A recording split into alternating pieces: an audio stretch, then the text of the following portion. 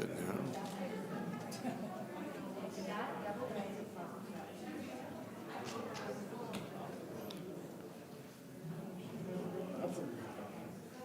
Now, this is only open to staff and presenters, is that right?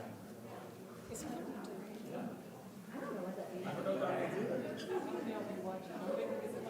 I don't know, it's like a raised eyebrow and a straight mouth. I don't know what that means.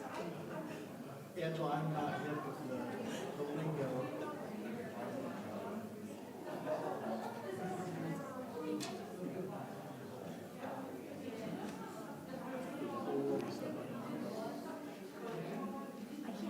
Ready?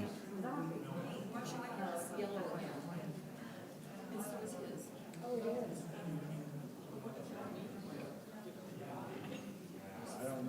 Scott, can you make our hair not be yellow? Can you hear me? Scott, our hair is Ready to yellow. go. My hair's yellow. Okay.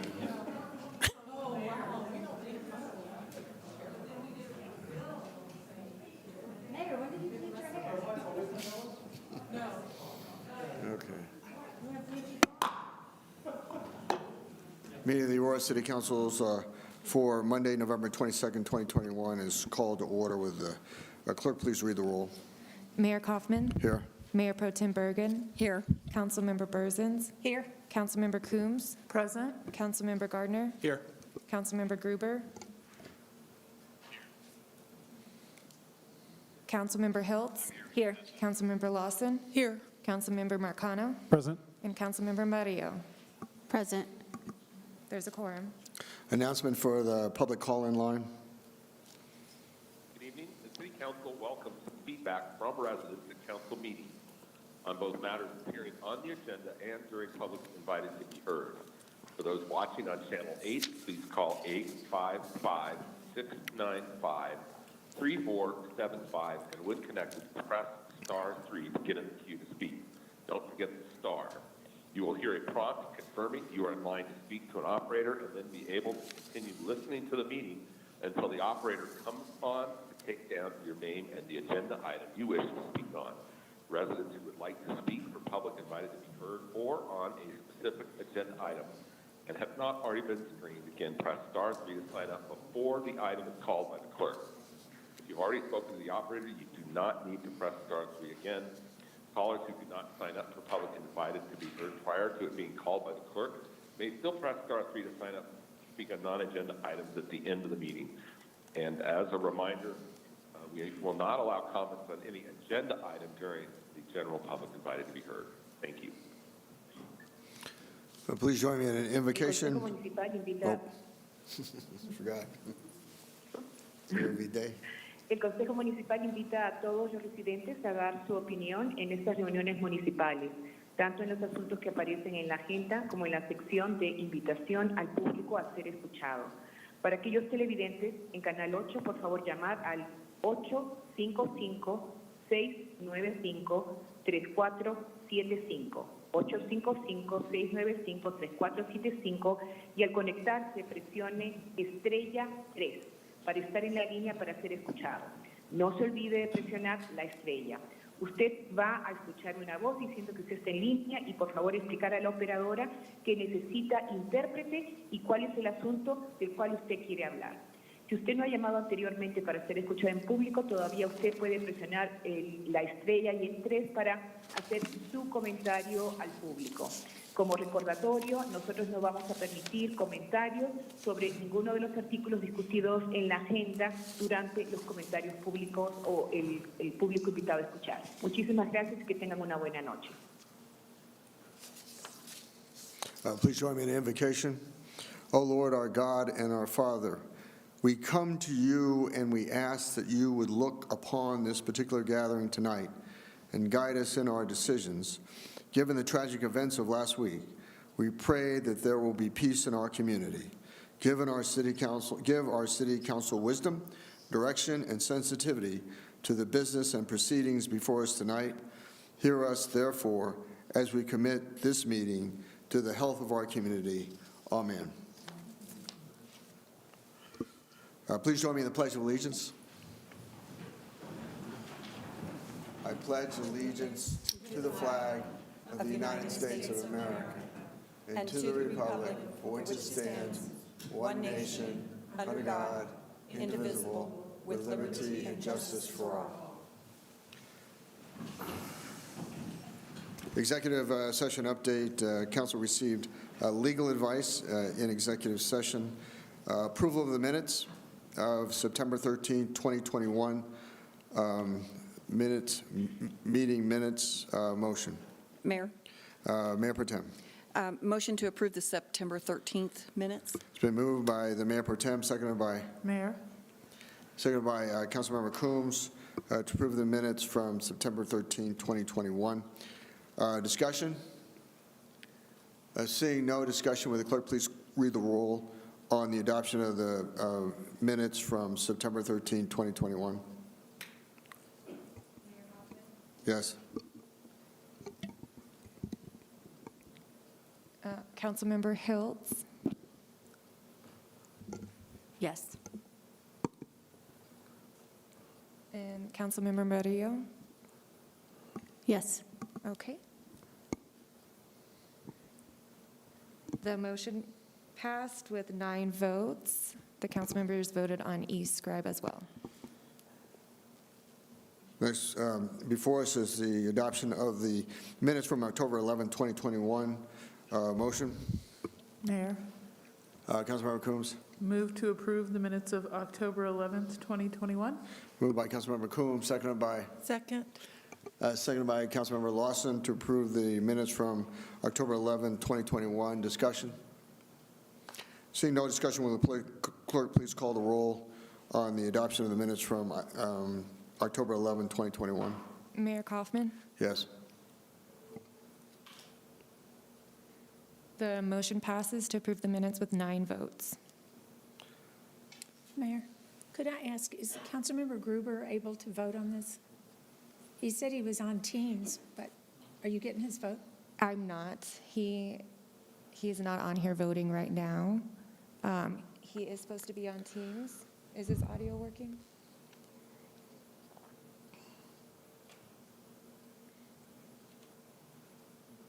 This is Councilmember Gruber. Can you hear me? Yes, we can hear you. All right, so the ballot did not show up on my e-scribe. Oh. It showed that a vote was underway, but I was not given an opportunity to vote. I vote yes on both previous accounts. Thank you.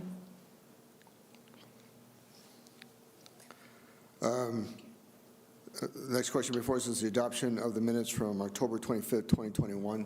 Motion? Mayor, Councilmember Berzins. thank you. Move to approve the minutes of October 25th, 2021. Moved by Councilmember Berzins, seconded by Bergen. Second by Mayor Pro Tem Bergen to approve the minutes from October 25th, 2021. Call for the question? Mayor Kaufman, Yes. Councilmember Marcano,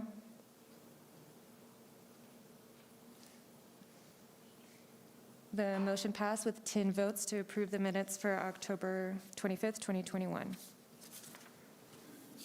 We have a proclamation before us.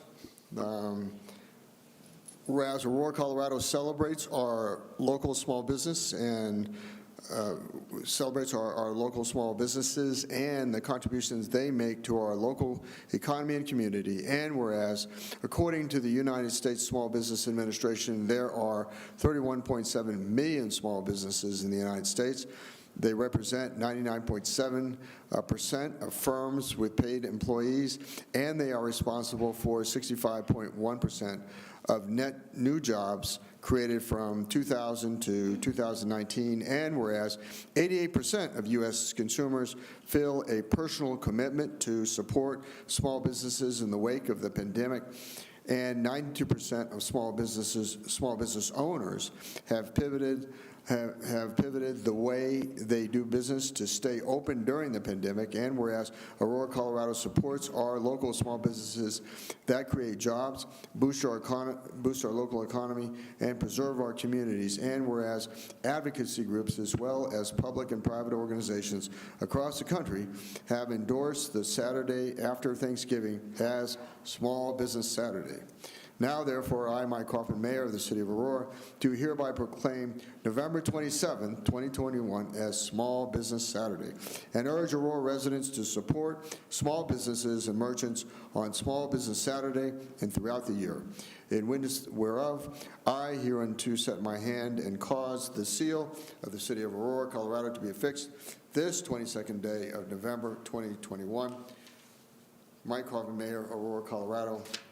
That means that we all should shop at our small businesses, particularly on the 27th of November. Public invited to be heard.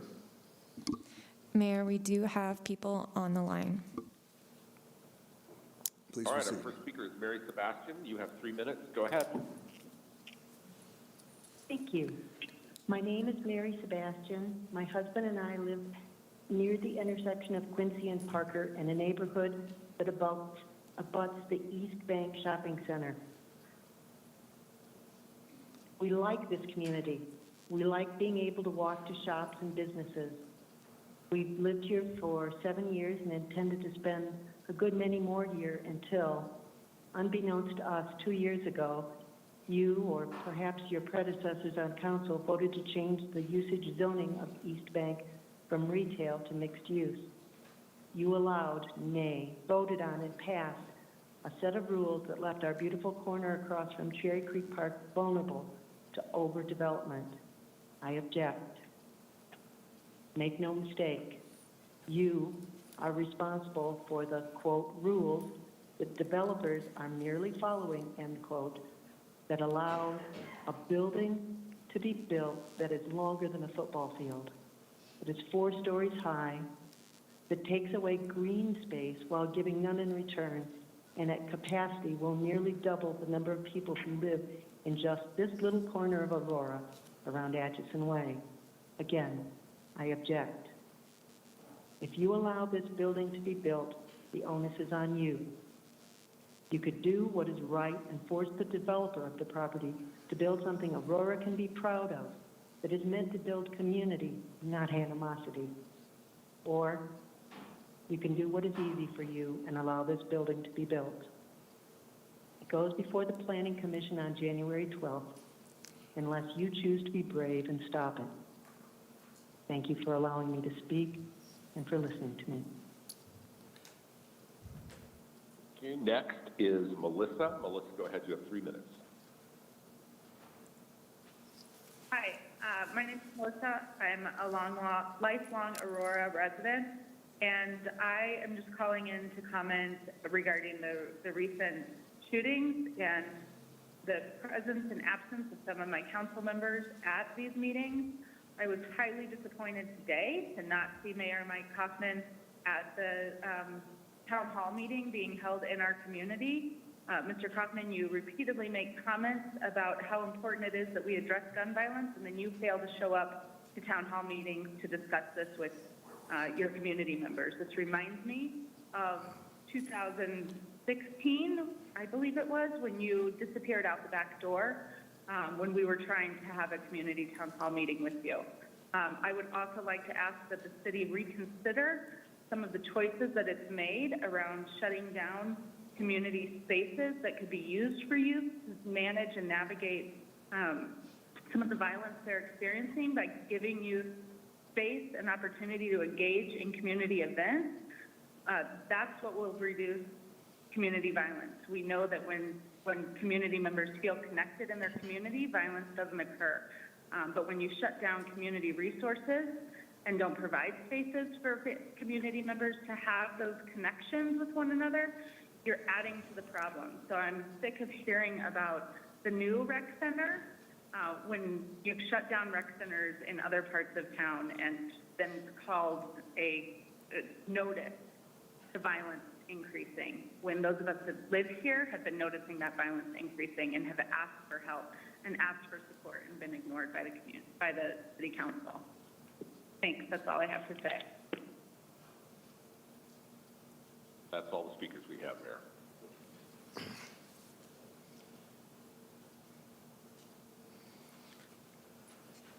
The question now before us is, the adoption of the agenda. Motion is in order. Mayor, Mayor Pro Tem. motion to approve the agenda. It's been moved by Mayor Pro Tem, seconded by Second. Councilmember Mergens to adopt the agenda. Discussion? Seeing none, would the clerk please call the roll, call the question on adoption of the agenda? Mayor Kaufman, Yes. the motion passes to adopt the agenda with 10 votes. Now, the question before us is the adoption of the consent calendar, items number 10A through 10J. Motion is in order. Mayor, Sorry. Councilmember McConnell. Councilmember McConnell. Thank you, sir. I'd like to pull item 10I from the consent calendar.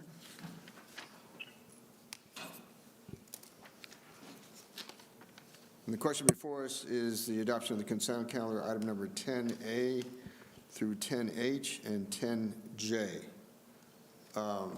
Motion? Motion. Mayor Pro Tem. Yes, motion to approve the consent calendar 10A through 10H and 10J. It's been moved by Mayor Pro Tem, seconded by McConnell. Councilmember Hiltz to approve the consent calendar, item number 10A through 10H and 10J. Further discussion? Seeing none, would the clerk please call the roll on the adoption of the consent calendar, item number 10A through 10H and 10J? Mayor Kaufman, Yes. the motion passes to approve items 10A through 10H and 10J with 10 votes. Would the clerk now please read the title to item number 10I? Item number 10I is consideration to award a sole source contract to ZETX Inc., Chandler, Arizona, in the amount of $239,986.58 to purchase 2 drive test scanner suites for the Police Raven Task Force. Chief Wilson? Yes, sir. Good evening, council. I have Acting Division Chief Mark Hildebrand here to talk and give you an update of what we're requesting and what it does. Good evening, council. This device, it's a piece of technology that's used by investigators. Basically, what it does in very simple terms is the device will send out a cellular signal, so it simulates a cell phone. And for a specific location, there's multiple towers that cell phone or device can attach to complete service. So that device will allow investigators to know which cell phone towers that they would write a search warrant for if they need data off that cellular tower for their case. So this is used in a lot of violent crime cases where we may have an unidentified suspect in that case, and we will submit search warrants for cellular towers in that area to determine if we can locate a suspect via cellular data. But investigators don't know exactly which tower to write the cell phone warrant for, and this device will allow them to see what towers most likely would contain the information they need for their investigation. Questions of staff? Mayor, Councilmember McConnell. thank you so much for that information. And I do have 2 more questions that I received from a constituent earlier today. Okay. So the first is around the funding. Can you explain the fiduciary responsibility that the city has with this arrangement and where the funds come from? As far as the funding, yes. Yes. So the task force, Raven Task Force, would be acquiring the assets, or one of the assets. They are a HIDTA-funded task force, the high-intensity drug trafficking area. Task forces, HIDTA can't be the fiduciary. So every task force has a local agency that's the fiduciary for them. Raven, the city of Aurora, is the fiduciary. So procurements of assets will go through the City of Aurora procurement process, but the actual funds are coming from HIDA, and it's reimbursed via them. Further questions? Yes, Mayor? Councilmember McConnell. Thank you. And just to clarify, the technology doesn't do anything that you could not already do. It just makes the process much more efficient. Yes, it really helps the investigators from an efficiency standpoint. There's no personal information that's obtained through this. You still have to secure a search warrant in order to gain access. It has to be established through probable cause, submitted to a judge for approval. This has nothing to do with the search warrant other than allowing the investigator to identify which towers most likely would contain the information that they would submit a search warrant for. So none of that private information that a person would have can be obtained using this device. It merely sends out a signal and says which cell tower that device is connecting with and what any cell phone in that exact position would connect with the, most likely, that same tower. All right, thank you so much. Further discussion, further questions to staff? Seeing none, thank you for the presentation. I'm sorry. Sorry. Councilmember Coombs? Yeah, so just to clarify, there's no violation of anyone's privacy rights and no securing of any person's individual data by way of this device. Correct. Okay, thank you. Further questions, staff? Mayor, Councilmember Hiltz? thank you. Just a quick comment. This seems like something that we could add on to what I keep saying should be a larger data governance policy for the city about how we do and don't collect data and how it's stored, even though this isn't collecting that personal data. But I think the questions are going to that larger concern. So whoever's going to take that on when I'm gone next, Councilmember Marcano, add this one to the list to make sure that we're looking at too. Thank you. Further questions? Seeing none, thank you for the presentation. All right, thank you. Motion is in order. Mayor, Councilmember McConnell. move to approve 10I. Moved by Councilmember McConnell, seconded by Bergen? Mayor Pro Tem Bergen to approve item number 10I. Call for the question.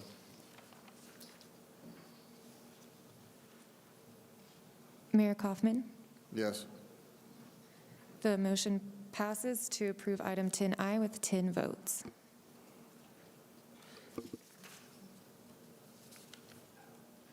Would the clerk now please read the title to item number 11A? Mayor, can we do a quick announcement of the call-in line for the Oh, I'm public? sorry, stand corrected. Announcement for the call line. Residents who would like to speak on a resolution or ordinance that has not already been screened, please press star 3 before the item is called by the clerk. If you're watching on Channel 8, please call 855-695-3475 to be connected, and then press star 3. Council will take a short break to allow any additional speakers to sign up. Again, please be patient and stay on the line until the operator is able to take down your information. As long as you hear a prompt after pressing star 3 and can still hear either the music hold or meeting in progress, you are in line to speak to an operator.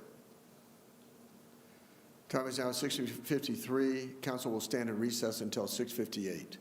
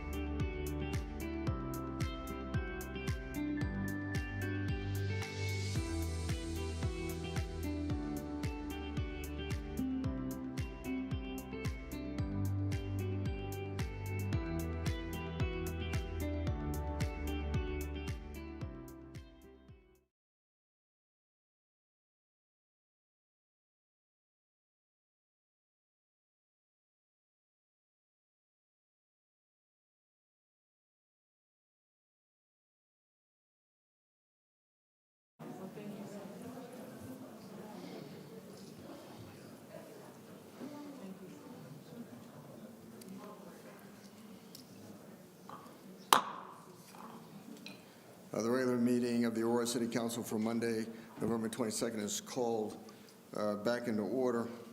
Will the clerk now please read the title to item number 11A? Item 11A is Resolution 2021-128, a resolution of the City Council of the City of Aurora, Colorado, approving the 2022 operating plan and budget for the Parkside at City Center Business Improvement District. Brief presentation by staff. Hello, I'm Nancy Wishmeyer, the controller, and I'm actually presenting for 11A through 11J. So state statute requires that business improvement districts that are organized within the city of Aurora have their operating plan and budgets, their annual plans and budgets approved by city council. And so now we have 10 business improvement districts within the city. And tonight, we are requesting your approval, your formal approval of those respective operating plans and budgets. Very well. Motion on item number 11. Oh, first, are there questions to staff on item number 11A? Mayor, Sorry, Councilmember Coombs. just a question for the clerk. Do we vote on these individually or take them all as one? They will be voted on individually. Further questions of staff? Seeing none, a motion is in order. Mayor. Councilmember Berzins. Thank you. Move to approve 11A. It's been moved by Councilmember Berzins, seconded by? Second. Seconded by Councilmember Gardner to approve item number 11A. Discussion? Seeing no further discussion, would the clerk please call the roll on the adoption of item number 11A?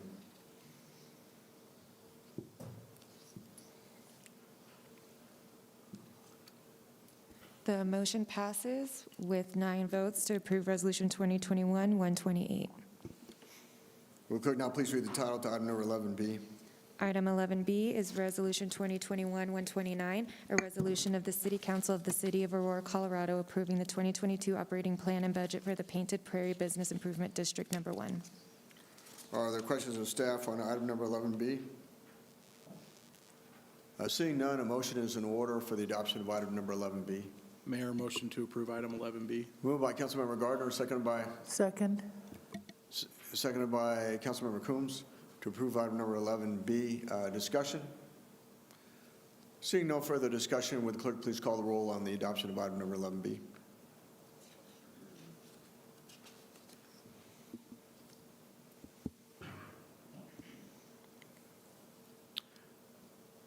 The motion passes with 9 votes to approve Resolution 2021-129. Will the clerk now please read the title to item number 11C? Item 11C is Resolution 2021-130, a resolution of the City Council of the City of Aurora, Colorado, approving the 2022 operating plan and budget for the Painted Prairie Business Improvement District Number 2. Are there further questions of staff on item number 11C? Seeing no questions, further questions to staff, motion is in order on the adoption of item number 11C. Mayor, Councilmember Bergen. Mayor Pro Tem Bergen. motion to approve 11C. Been moved by Mayor Pro Tem Bergen, seconded by Berzins. Councilmember Berzins to approve item number 11C. Further discussion? Seeing no further discussion, call for the question on item number 11C. The motion passes with 9 votes to approve Resolution 2021-130. Clerk, please read the title to item number 11D. Item 11D is Resolution 2021-131, a resolution of the City Council of the City of Aurora, Colorado, approving the 2022 operating plan and budget for the Prairie Business Improvement District. Questions of staff on item number 11D? Seeing no questions of staff, a motion is in order for the adoption of item number 11D. Mayor, motion to approve item 11D. It's moved by Councilmember Gardner, seconded by? Your second. Seconded by Councilmember Lawson to approve item number 11D. Discussion? Seeing no discussion, call for the question on item number 11D.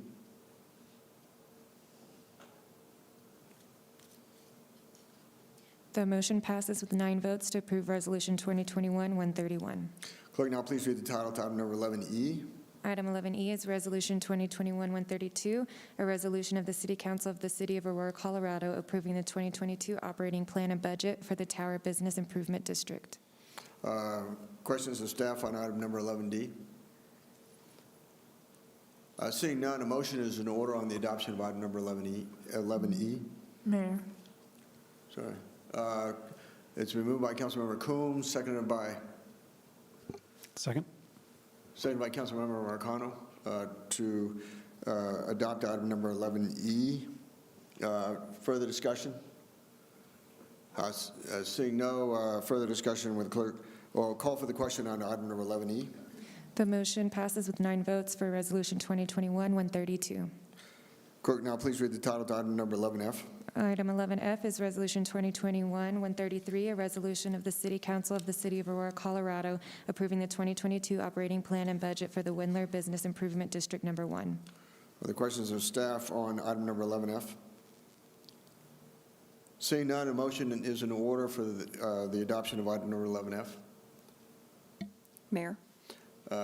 Been moved by Mayor Pro Tem Bergen, seconded by Councilmember Berzins to approve item number 11F. I'm sorry, 11E. It's 11F, Mayor. 11F. Ouch. Further discussion? Seeing no further discussion, call for the question on item number 11F. The motion passes with 9 votes to approve Resolution 2021-133. Will clerk now please read the title to item number 11G. Item 11G is Resolution 2021-134, a resolution of the City Council of the City of Aurora, Colorado, approving the 2022 operating plan and budget for the Windler Business Improvement District Number 2. Are there questions from staff on item number 11G? Seeing none, motion is in order for the adoption of item number 11G. Mayor, motion to approve item 11G. Moved by Councilmember Gardner, seconded by? Mayor, second. Seconded by Councilmember Lawson to approve item number 11G. Discussion? Seeing no discussion, call for the question on item number 11G. The motion passes with 9 votes to approve Resolution 2021-134. Item number 11H. Would the clerk please read the title to item number 11H? Item 11H is Resolution 2021-135, a resolution of the City Council of the City of Aurora, Colorado, approving the 2022 operating plan and budget for the Citadel on Colfax Business Improvement District.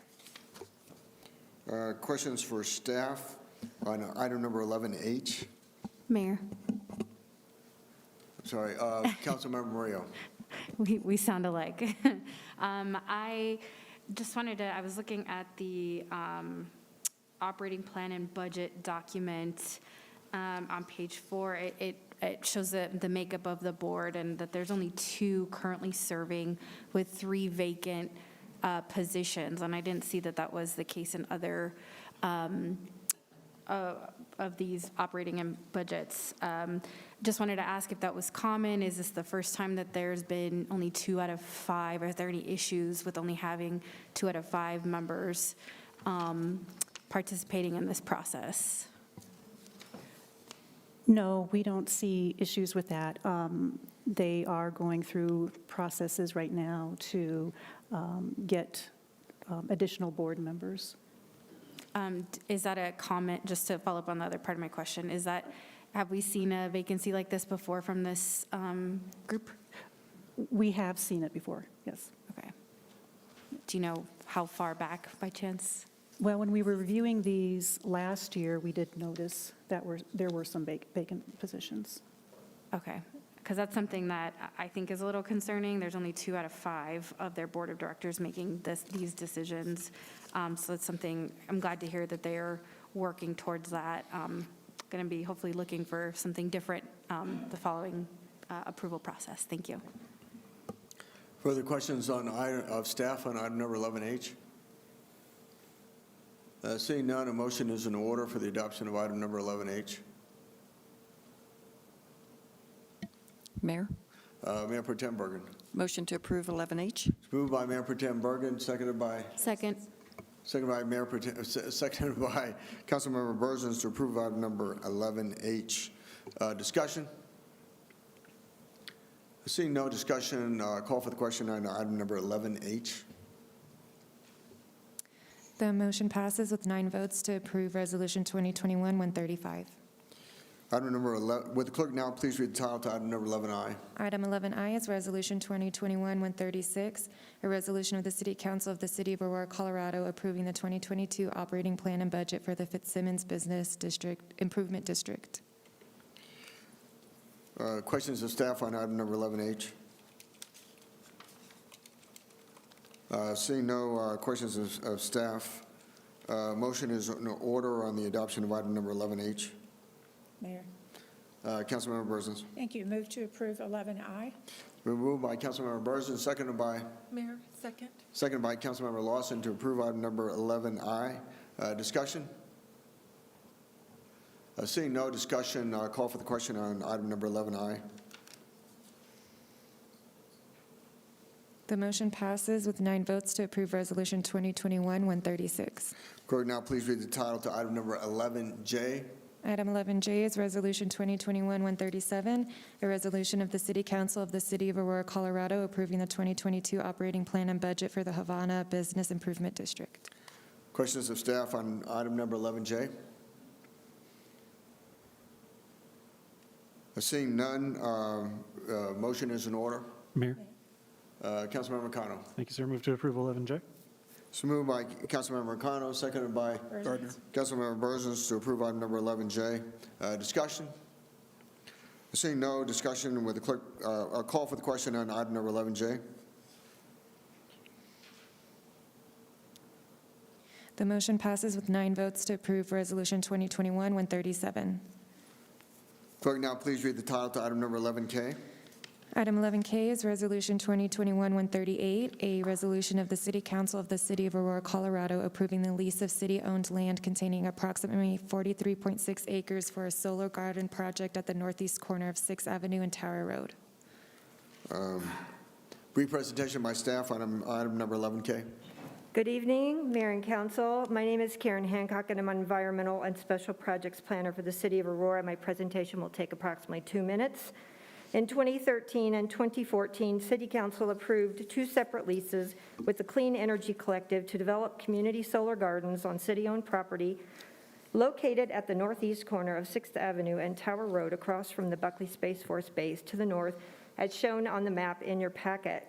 This property is located just east of and adjacent to the city's firing range and the Spring Hill Golf Course. The lease before you this evening is for another tenant, Pivot Energy, to lease 43.6 acres of the 146-acre city-owned property for the purpose of installing additional solar photovoltaic projects. Pivot Energy was a successful bidder in a competitive solicitation in response to an RFP. The city received 3 responsive bids, and based on the evaluation criteria included in your backup material, Pivot was a successful bidder. Historic operations at the former Buckley, Colorado Air National Guard Base caused releases of solvents and other industrial contaminants to flow north onto Aurora's property. Buckley's environmental restoration consultants have installed many monitoring wells over many years to investigate and characterize the contaminant plumes in groundwater. Staff has worked closely with the Buckley environmental restoration staff and the regulatory agencies to review the solar projects, both existing and proposed, to assure that these projects will not interfere with monitoring and remediation activities. Staff has received written concurrence from the Buckley Environmental Restoration staff and the Colorado Department of Public Health and the Environment supporting this land use proposed in the Pivot lease. This property is zoned APZ, which is the acronym for Accident Potential Zone. Very few active land uses are permitted in this zone district, including commercial or industrial uses that may interfere with the safety of aircraft operations associated with Buckley flying and homeland security missions. Should this lease be approved, the project will require additional approval through the development review process. To summarize, solar projects are among the few permitted land uses on this city-owned property. Buckley Environmental Restoration staff and CDPHE support the proposed use of this property, and real property manager Hector Reynoso is also available to answer any questions about the solicitation process and the lease terms. And that concludes my presentation. Questions of staff? Seeing none, motion is in order. Mayor, Councilmember Coombs. move to approve 11K. It's been moved by Councilmember Coombs, seconded by Gardner. Councilmember Gardner to approve item number 11K. Discussion? Seeing none, call for the question on item number 11K. The motion passes with 9 votes to approve Resolution 2021-138. Would the clerk now please read the title to item number 11L? Item 11L is Resolution 2021-139, a resolution of the City Council of the City of Aurora, Colorado, approving the cooperative service agreement between the City of Aurora, Colorado, acting by and through its utility enterprise and United States Department of Agriculture, Animal and Plant Health Inspection Service, Wildlife Services. Pre-presentation by staff on item number 11L. Good evening, and thank you. For the record, my name is Alexandra Davis. I am the Deputy Director for Water Resources for the Aurora Water Department, and I'm here to answer questions on the Wildlife Services Management contract with the Department of Agriculture that will be used to manage prairie dogs on our Rocky Ford lands in accordance with our water court decrees, our statutes, and county ordinances. Questions of staff? Mayor Pro Tem. Can you tell us what the benefits are for agriculture? Yes, in fact, agriculture is what drives this requirement. So we are required to protect agriculture, particularly neighboring agriculture. There are state statutes, Statute 35-7-101 declares that prairie dogs are a pest when they are injuring, harming crops of any land, of any agriculture. And the adjacent statute, 1613-302, requires abatement and management of prairie dogs when they are harming agriculture. Also, the other benefits to this are protecting the investment that the City of Aurora has made in our Rocky Ford lands. The city has invested millions of dollars in revegetating the land there in order to be able to access the water. About 14,000 acre-feet of water annually come from the Rocky Ford ditch. And one of the requirements for accessing that water was to revegetate the land from agricultural uses, put in native grasses, and maintain those native grasses. So this management will ensure that management occurs, that will ensure those grasses continue, and will ensure that we don't damage neighboring farms' crops. Okay, thank you very much. Further, further questions of staff? Mayor. Councilmember O'Connell. Thank you, sir. So thank you, Alex, for your presentation at study session. And I did have a follow-up to some of what we discussed. I actually found in my inbox earlier today a letter and a pamphlet from some constituents about ways to manage prairie dogs. It's actually an item of pretty large interest to several of my constituents. And I'm wondering, have we actually tried trapping and relocating? I know we had talked about some other methods that are unfortunately often harmful. We've tried to introduce predators. I understand that we've also introduced barriers to kind of make access to the areas that we're trying to protect a little more difficult. But have we tried trapping the population there to kind of relocate them elsewhere? We have not. You need, in order to trap, you need a permit from Colorado Parks and Wildlife, and you need to relocate them. You need permission from the county commissioners of the county in which you choose to relocate them. Okay. And we are looking into those options for the future. One of the positive things about what we're doing today is historically this was all irrigated agricultural land. And there were no prairie dogs tolerated on this land. But we are leaving a colony in an area where it makes a lot of sense to allow them to thrive.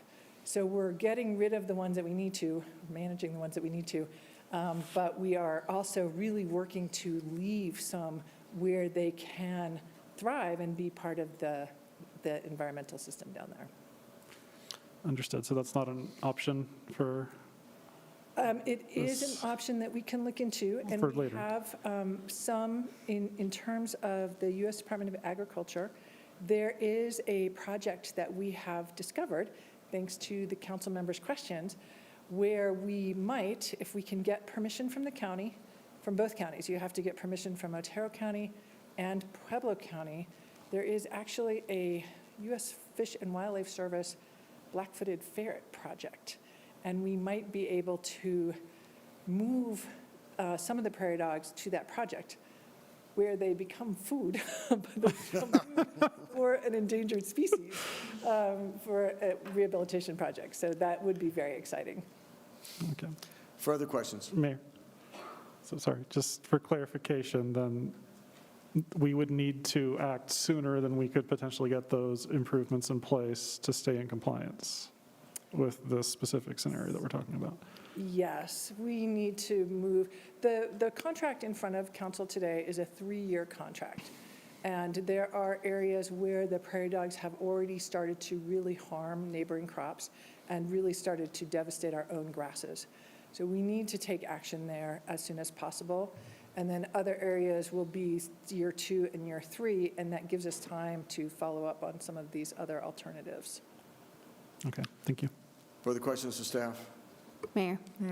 Councilmember Murillo. Thank you. Sorry, I'm behind you today.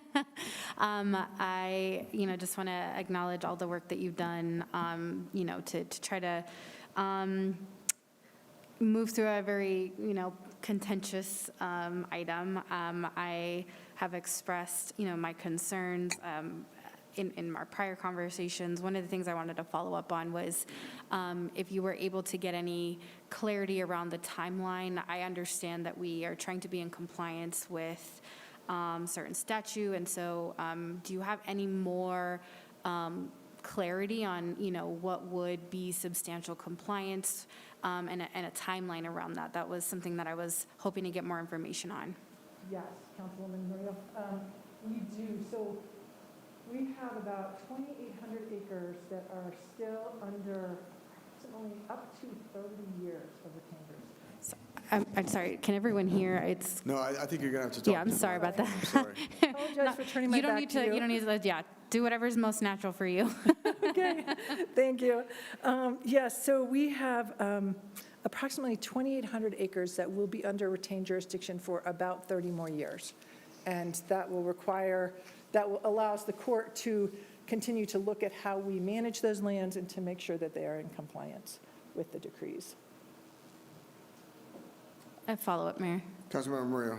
So you mentioned that program, would that be, so I'm trying to understand what we're voting on today. Would a yes vote today allow us to participate in that program, or is that something we're considering in the future? The Fish and Wildlife Service program? Mm-hmm. So that is significantly more expensive. It would require about another $150,000 to $175,000. And so that's been the estimate. So we would bring that contract back, or the amended contract back, unless council directs us to try to enter into that contract without bringing it back. I would actually turn to the attorney. I'm sorry, I'm not sure where everyone's sitting. Whether council could say, please go forth and negotiate this contract to see if we can work with Fish and Wildlife Service, or, and you don't have to bring it back, or please do that and bring it back for our further edification and decision-making. Karen, I just want to let you know, I think that the microphone next to you works as well. So it's a wireless one on the right-hand side. That might help. Thank you. That will be so much easier. I appreciate that. Okay. Further questions to staff? I have a question. Mayor Pro Tem Bergen. So I thought I remember from study session that there was a time element with this that we were required to meet. Yes, well, the time element is we are under retained jurisdiction now. We need to be in compliance now. We are not in compliance right now as the prairie dogs have multiplied, in part because we've been trying these other methods and haven't wanted to take the more lethal route. But we are technically in an area where our prairie dogs are migrating off the property, they're harming other crops, and they are devastating our own grasses. Okay, so we are in need of being in compliance pretty, like now? Yes. Okay, thank you. Further questions of staff? Mayor? Councilmember Combs. So in terms of the 3-year contract term, if we were able to come into compliance within the first year, would it be possible to then look at other options for subsequent years rather than continuing that 3-year process? And what is the likelihood that we would be able to come into compliance and avoid the retained jurisdiction within that first year? Great question. So the actions that they will take in the first year will start to mitigate the damage to our neighbors and start to mitigate the damage to our own grasses. There are other colonies that are farther away from our neighbors that are the second and third year areas, and so we will be working to see if this Fish and Wildlife Service idea can come to fruition in that time. There are enough out there that we would not be able to find non-lethal management methods for all of them.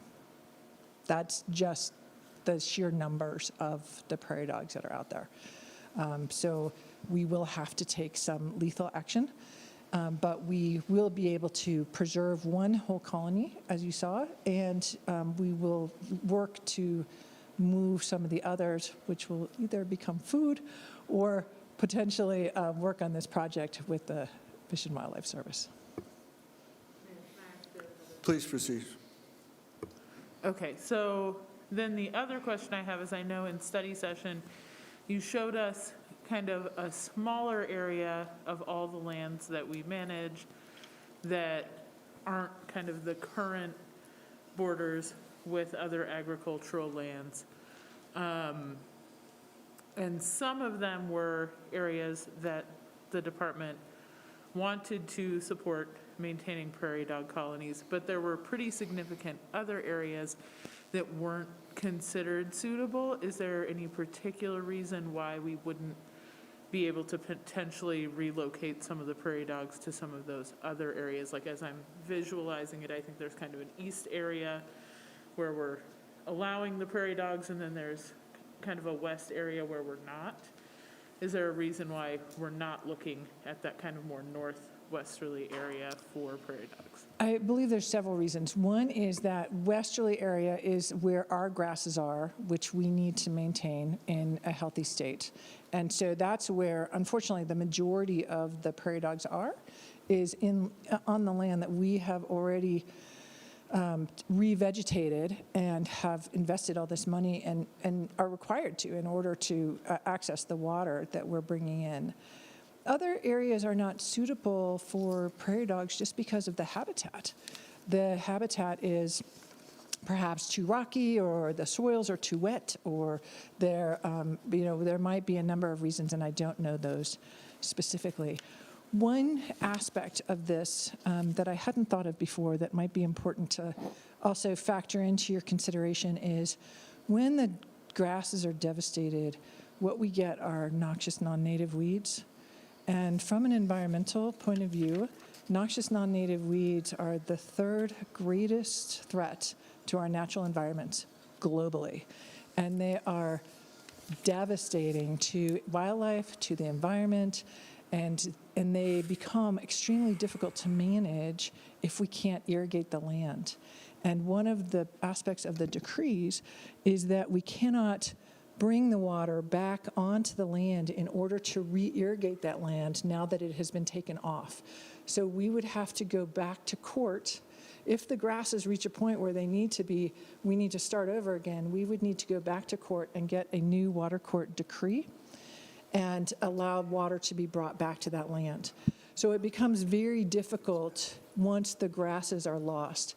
And you can also see, just in terms of the hotter and drier conditions, that too will make it much more difficult to maintain what we have, much less bring back what we've created over the last 2 decades.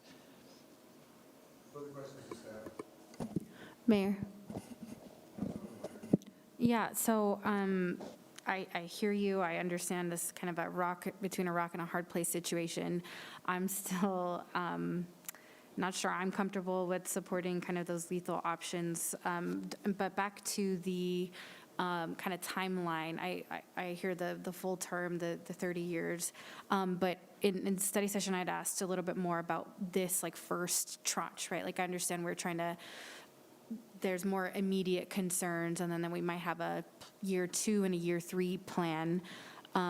Is there any other, I guess I'm not even sure what the timeline is to be in compliance in this first like initial time frame for the first, like the prairie dogs that are immediately impacting the neighbors. I guess I'm trying to understand if we have more time, right? Because I understand we want to do this now so that we're making sure we're proactive, but is there more time?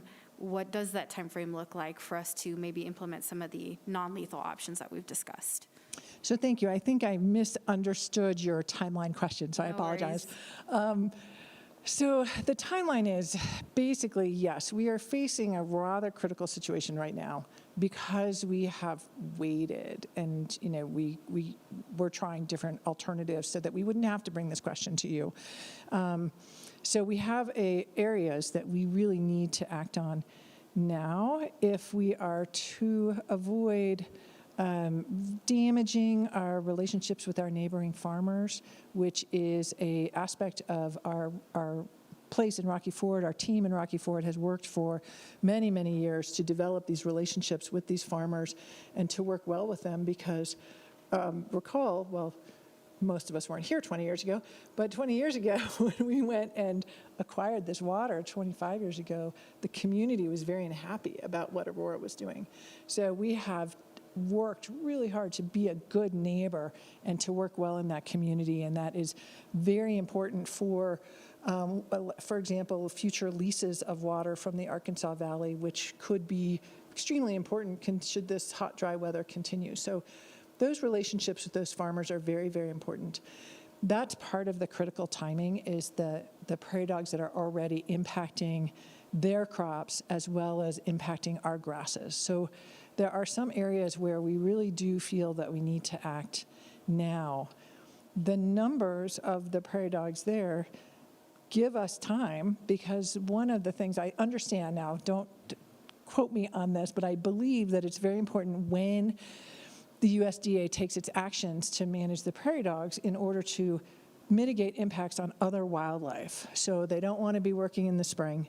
They don't want to be working when there's babies. They don't want to be working when there's other animals that might be impacted. So there are particular times of years when it's just better for other species that they take these actions.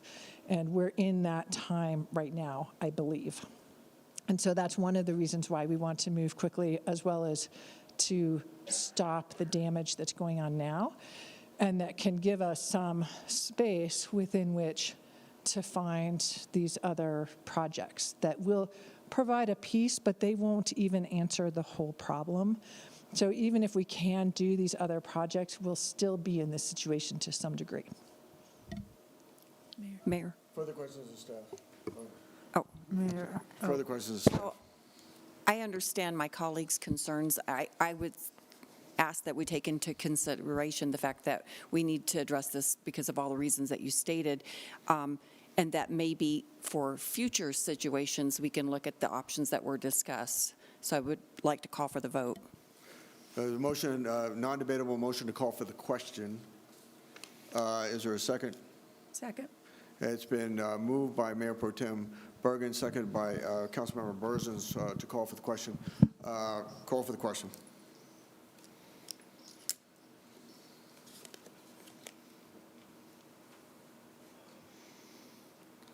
On the adoption of 11H. I'm sorry. On the adoption of 11L. I'm sorry, Mayor, who seconded that motion?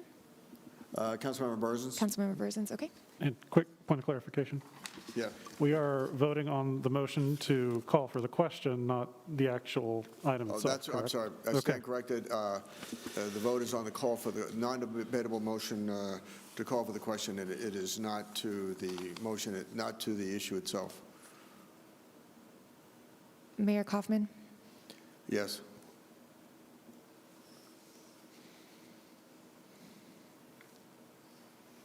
The motion passes to call for the vote. The question now before us is the adoption of 11L. Call for the question on 11L.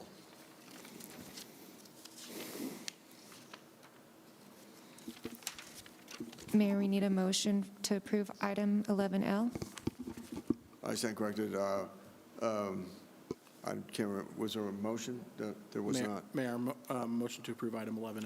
Moved by Councilmember Gardner, seconded by Bergen? Mayor Pro Tem Bergen to approve item number 11L.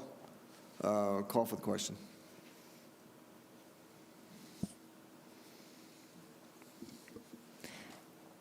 The motion passes. No, I'm sorry. The motion does not pass with 5 votes in the affirmative and 4 no. Sorry, what? Well, it doesn't make a difference. Yeah. Mayor, The mayor you're votes, allowed to, The mayor votes aye, but that doesn't change the outcome. so the motion fails with 5 votes in the affirmative and 5 in the negative for Resolution 2021-139. So, Mayor, may I ask a question? Mayor Pro Tem. So now we are going to be further not in compliance. What is the next step since that was voted down? And I know this is regarding our water rights as well as the relationship with the farmers in terms of agricultural needs. Right. So I will be going back and talking to our general manager about our next steps, but hopefully we can bring a contract and an idea that will be more acceptable to the council, that will include some of the alternatives definitively, and perhaps that might help. And can I ask another question, follow-up? Please proceed. To our attorney, so are we possibly going to be sued on this issue? No, it failed. Oh, so it passed? Yeah, I'm sorry, with the mayor's vote, it was 5 to 5. Well, Okay, no, that was, Did it require 6 votes to pass?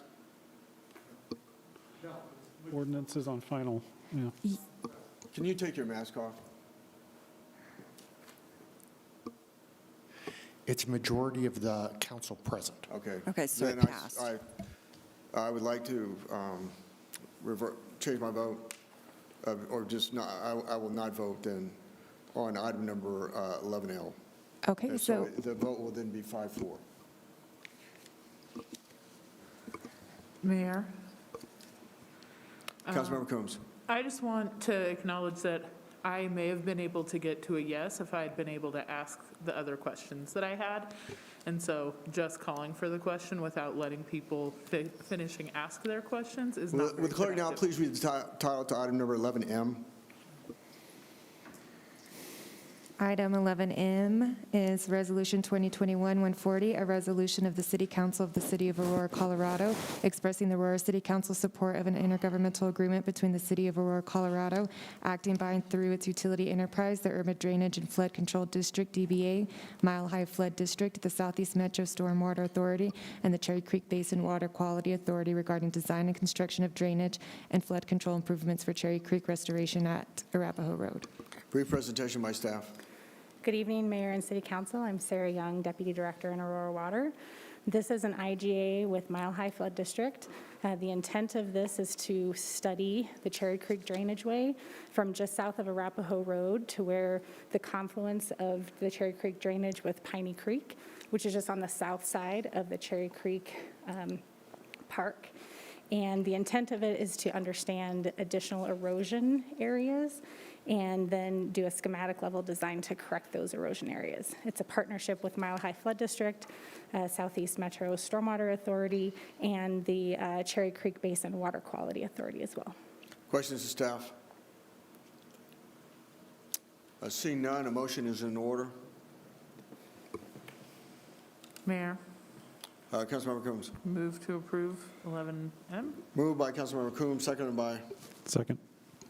Councilmember McConnell to approve item number 11M. Discussion? Seeing no discussion, call for the question on item number 11M.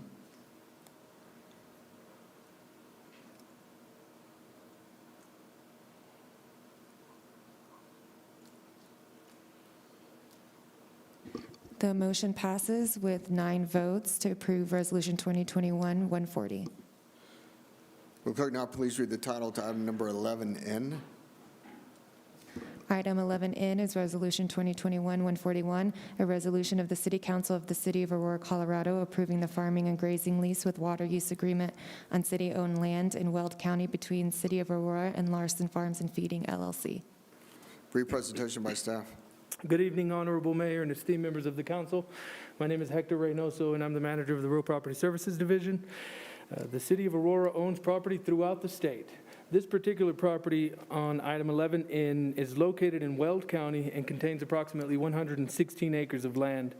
Last year in 2020, the city solicited a request for proposals to lease all 116 acres of land for farming and agricultural purposes.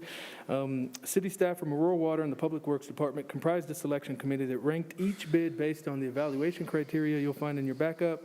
Based on the evaluation criteria, the proposal from John Larson, doing business as Larson Farms and Feeding, LLC, was ranked the highest. City staff recommends entering into a grazing and agricultural lease for an initial 10-year term with an option to extend for an additional 5 years subject to city approval. Rent totals will be $11,600 per year. So the question for council is, does City Council support moving the resolution for the farming and grazing lease with water use agreement on city-owned land in Weld County forward? Or I'm sorry, does City Council approve the resolution for the farming and grazing lease with water use agreement on city-owned land in Weld County? Questions of staff? Seeing no questions of staff, motion is in order. Mayor. Councilmember McConnell. Thank you, sir. Move to approve 11N. Been moved by Councilmember McConnell, seconded by Mayor, second. Councilmember Lawson to approve item number 11N. Discussion? Seeing no discussion, call for the question on item number 11N.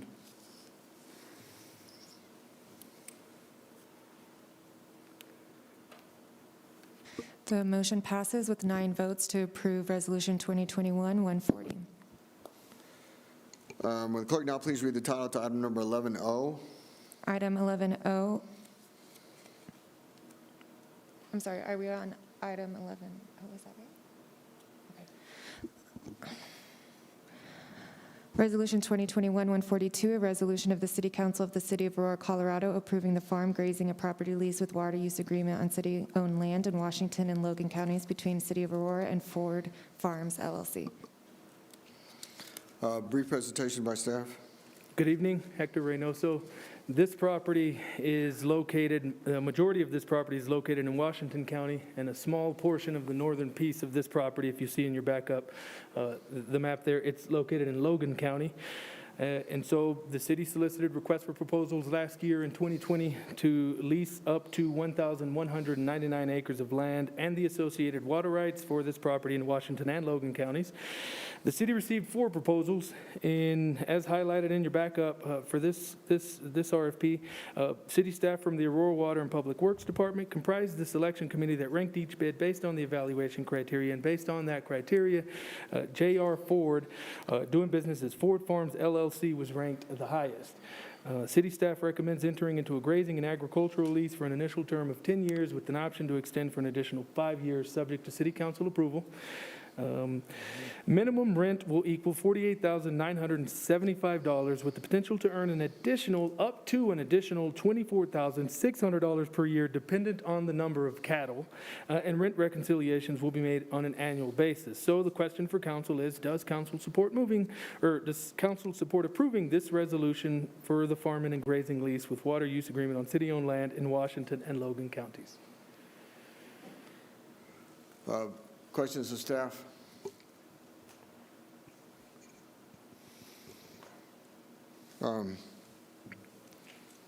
Motion is in order. Mayor, Mayor Pro Tem Bergen. motion to approve 11-0? Been moved by Councilmember Bergen, seconded by Second.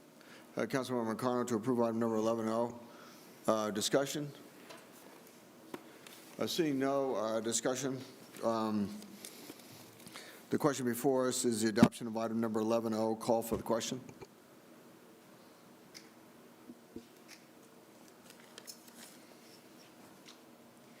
The motion passes with 9 votes to approve Resolution 2021-142. Clerk, now please read the title to item number 11P. Item 11P is Resolution 2021-143, a resolution of the City Council of the City of Aurora, Colorado, expressing the Aurora City Council's approval for entering into the stipulated consent decree agreement with the State of Colorado Attorney General pursuant to CRS 2431-113. Presentation by staff.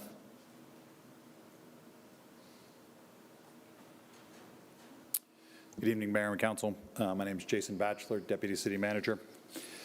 Tonight, I'm going to go ahead and review the consent decree for Council and the public at home. Some background and history. The Attorney General issued their patterns and practice investigation report on September 15th, 2021. Under state law, we have a 60-day period to negotiate and enter into a consent decree, or the Attorney General can essentially file that claim and take us to court to enforce changes in the underlying patterns and practices that they found in their investigation. So we've met, staff from both the city and the Attorney General's office have met over the last 2 months to negotiate that consent decree. And then last Tuesday, the consent decree was published. We held a press conference to announce that, and then that was done within the 60-day time frame. The parties have negotiated in good faith and cooperatively during that entire process.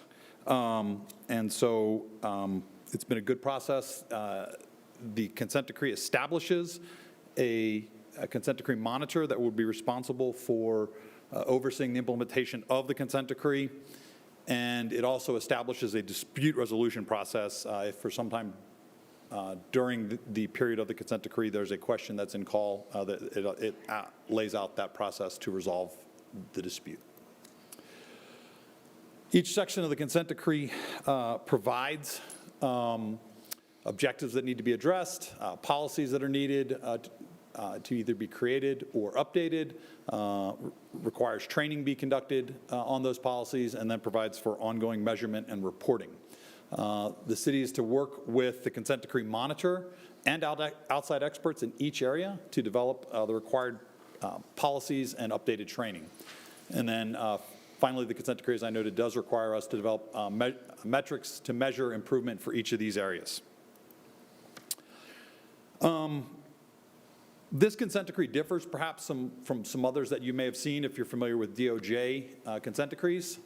It is generally not very prescriptive in areas that need to be addressed. It, in terms of the exact changes that are needed, as I noted, it highlights at a high level the policy, training, and the measurement and reporting. It is not very prescriptive in the exact changes that are needed, and that way provides a lot of flexibility to the city and to the consent decree monitor to work collaboratively in continuing to seek a culture of improvement and continuous improvement to address the underlying issues.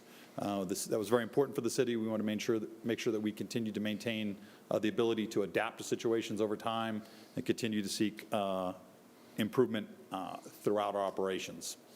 It does set a maximum time amount for the training that's required in each of the different areas, but the training can be completed before that time frame.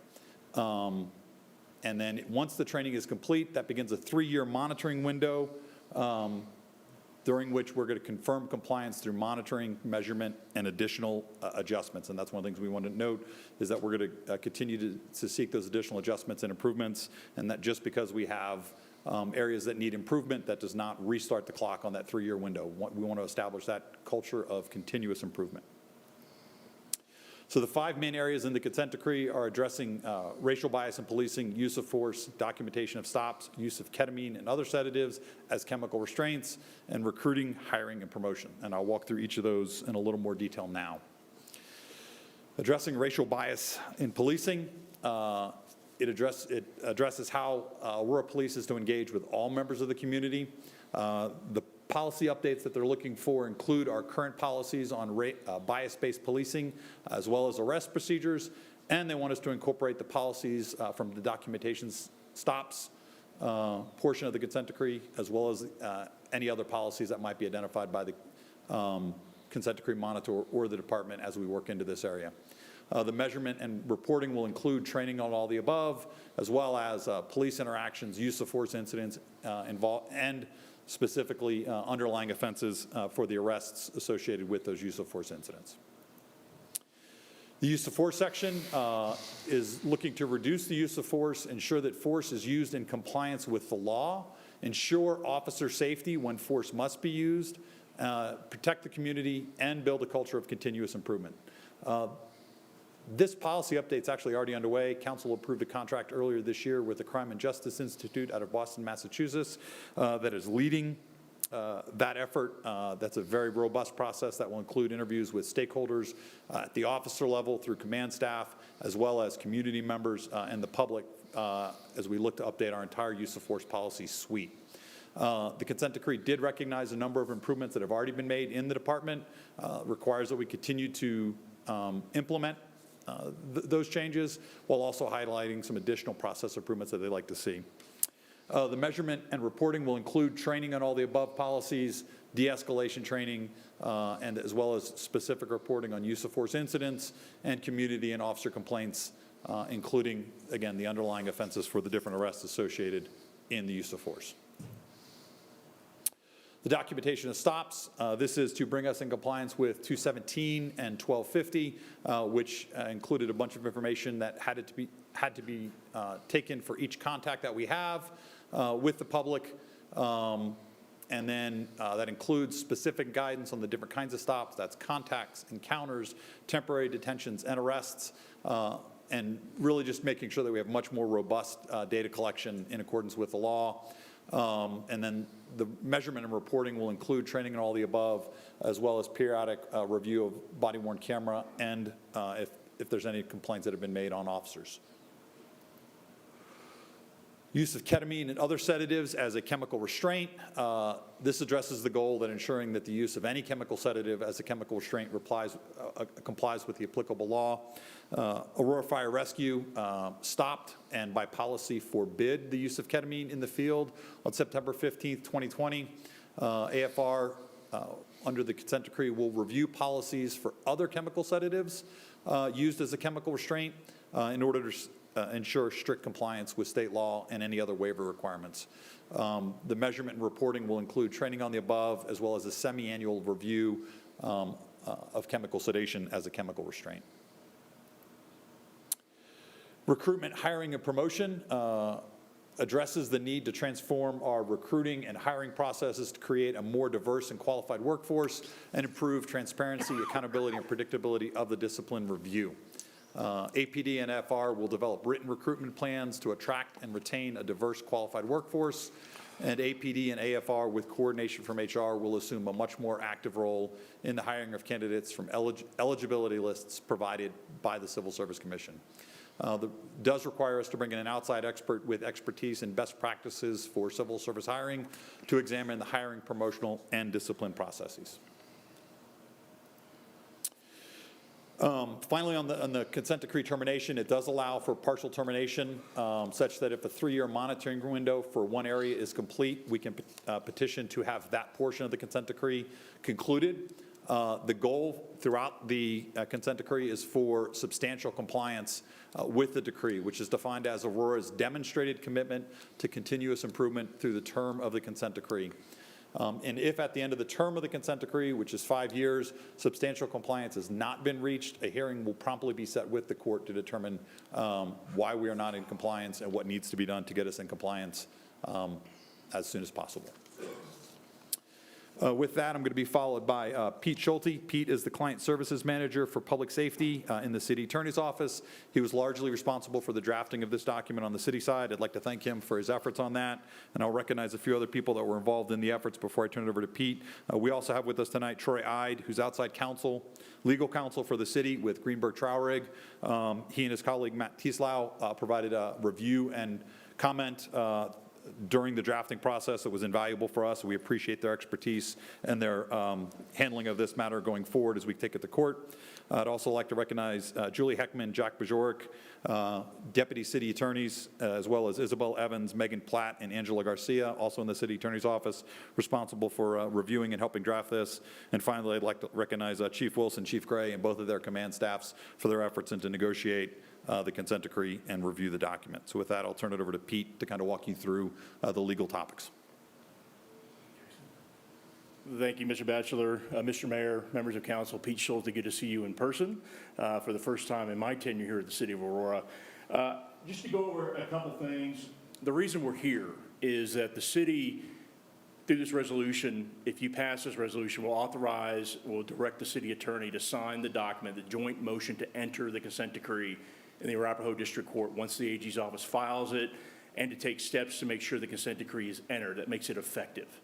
That's the reason why we're in front of you today, through that, looking through the document and making sure we answer any questions about what our obligations are under this specific document. The other big thing is I want to make sure that it's mentioned several times. We made sure to put it in there that nothing in the decree is going to ask anybody to violate any law, including the city charter. We spent a lot of time going over the city charter with some of the what the AG wanted in the consent decree to make sure it was compliant with the charter. Nothing in this, we believe, is going to require a charter change. It's all doable under current law and current charter. And I also want to be clear that the complaint that the Attorney General is going to file, it's just like a regular lawsuit, right? A plaintiff comes forward and makes a bunch of allegations. We don't agree with those allegations, so we are making it very clear in our joint motion to enter, that's in the front page of the packet that you received, and also in the consent decree, that we don't agree with all of the findings that was in the AG's report. But under the law, one of the big things that Jason talked about, that 60 days was important to us. We're the first, right, to go through this process. The AG's office was in the very beginning. As long as you guys are actively negotiating, we'll give you all the time you need as long as we're making progress.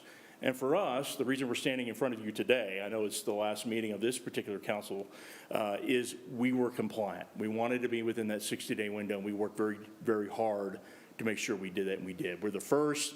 I know that could be a double-edged sword, but we think everybody who looked at this, the chiefs, my fellow colleagues, and other staff of the city, it doesn't get better than this. If we decide to not vote for this resolution, the next step is for the complaint to get filed and we start a lawsuit. And we don't really know under the law, right, because this was from Senate Bill 217. Does a jury make the decision about what we're doing, or does the judge? Either way, we lose control. And so that's one of the things I wanted to point out from a legal perspective of why it's important that we pass this resolution to give us this authorization. And I'll open up to any questions that you might have for Jason or I or even Troy. Questions of staff? Mayor? Mayor Pro Tem Bergen. So in reading the resolution, it states, that that would, where is it? Hang on, let me find it. An agreement sets forth the specific commitments that Aurora, including Aurora Police Department, the Aurora Fire Rescue, and the Aurora Civil Service Commission will take with support of an independent consent decree monitor to improve and comply state and federal law. What role does council have in this consent decree? So I know, we're going to do the trainings and make some changes. Would any of that come before council? Under the current statutory how it was written by the legislature, no. This is the point where the city is, through through the council, is approving the steps that we're going to take. Now, that doesn't mean, as we move through this process over the next 5 years, we're not going to bring things to council to approve or to review. I mean, I certainly think that's going to happen, but as of the document sits right now, there's nothing in the statute that gives any more authority except for the independent consent decree monitor, and the court is the ones that are going to be controlling this process. Okay. Further questions? Mayor, Councilmember McConnell. thank you. Hey. Sorry. That's okay. Awkward seating today. So I'm just curious, what part did our labor organizations play in the crafting of the language for the decree? Great question, Councilmember Marcano. One of the things that the statute requires is that we engage people in the negotiations of the actual decree and the ones that are going to be responsible for the decisions and responsible to the court. That didn't mean that we didn't contact the unions, all right? We did have input from both police unions and the fire union. The AG's office even asked us permission for them to have a meeting with the unions, and they did so, and they brought those issues to us to negotiate. And I'll tell you, through this entire process, I mean, we went through this document so many times that even taking out the word "the" in front of issues, right, in the report, is like to address the issues. We're not addressing all of the issues in the report, just some of them. That's why it says address issues. Identify. That's how deep we got into this, but we did get their input, and we're going to, from this point forward, there's not a lot of things that are required in this consent decree. A lot of this in here is to start the discussion, especially the civil service issue, right? When we get to discipline, nothing in this, the only thing that we've agreed to in this consent decree regarding the disciplinary process is that we're going to speed up the process. I know there was some language. I've talked to the unions with Mr. Batchelor. We talked to them about this, what is a strongly considered de novo, taking away the de novo review. All that is to spark the discussion. We're going to be having, when we get the expert hired for the Civil Service Commission, we're going to bring the unions in and we're going to talk about how do we comply with the decree by speeding up the disciplinary process. Understood. Thank you. Further questions of staff? Mayor. Councilmember Hiltz, then Councilmember Lawson. Oh, thank you. I just wanted to say thank you for all of your work on this.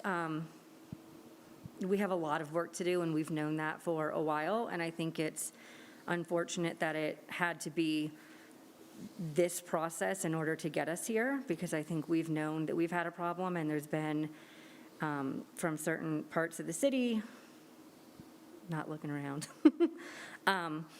who don't want to have this conversation, and it's very clear that we have issues with specifically policing in this city, and I think this, like you said, this is the best it's going to get. And when we get to making that motion, Mayor, I am here to make that motion when we are done with our questions. But thank you very much for your time. Thank you, Councilwoman. Councilmember Lawson. Thank you, and thank you for your work on this. My question is the process still the same for the hiring piece with the Civil Service Commission? Based on what I'm reading in the charter, it's very broad. So will the enactment of because I have it right here. Yes, ma'am. Very broad sentence. And I guess what will be what is council's going to have to do to be part of those, I guess, to make this a little bit more, I know you had the discussions, but is it going to be something that we might have to do by ordinance or different things that we may have to come up with as well? And how does that relate to the conversation on this issue that you would have? So I'm sorry if I'm kind of being clear, No. but this is, I'm Yeah. just trying to understand. I get a lot of questions from the community about the diversity of our police force, so I'm trying to figure out, just looking at this charter with this very broad sentence that's in 317, duties of the Civil Service Commission, how are we as council going to be part of that, to be that implementation? Because it seems like you can only do so much here. So is it going to take the guidance of the council to maybe have some of these changes or be in some of these conversations as well? Great question, Councilmember Lawson. Let me start off by saying the Civil Service Commission is not separate from the city, right? You all appoint the commissioners. They serve at your pleasure. So if you set the guidance and set the standard of what you're expecting the Civil Service Commission to do, and your commissioners don't comply, you have a remedy, right? You can immediately remove them and replace them with somebody who will. Now, in this particular case, one of the only specific things that the Attorney General really wanted was to make sure police and fire had an input and a strong in cooperation with HR to hire people. The thought is when I came here, and I don't want to ever say I came from Texas, but I did, my dad's side of the family's from here, all right?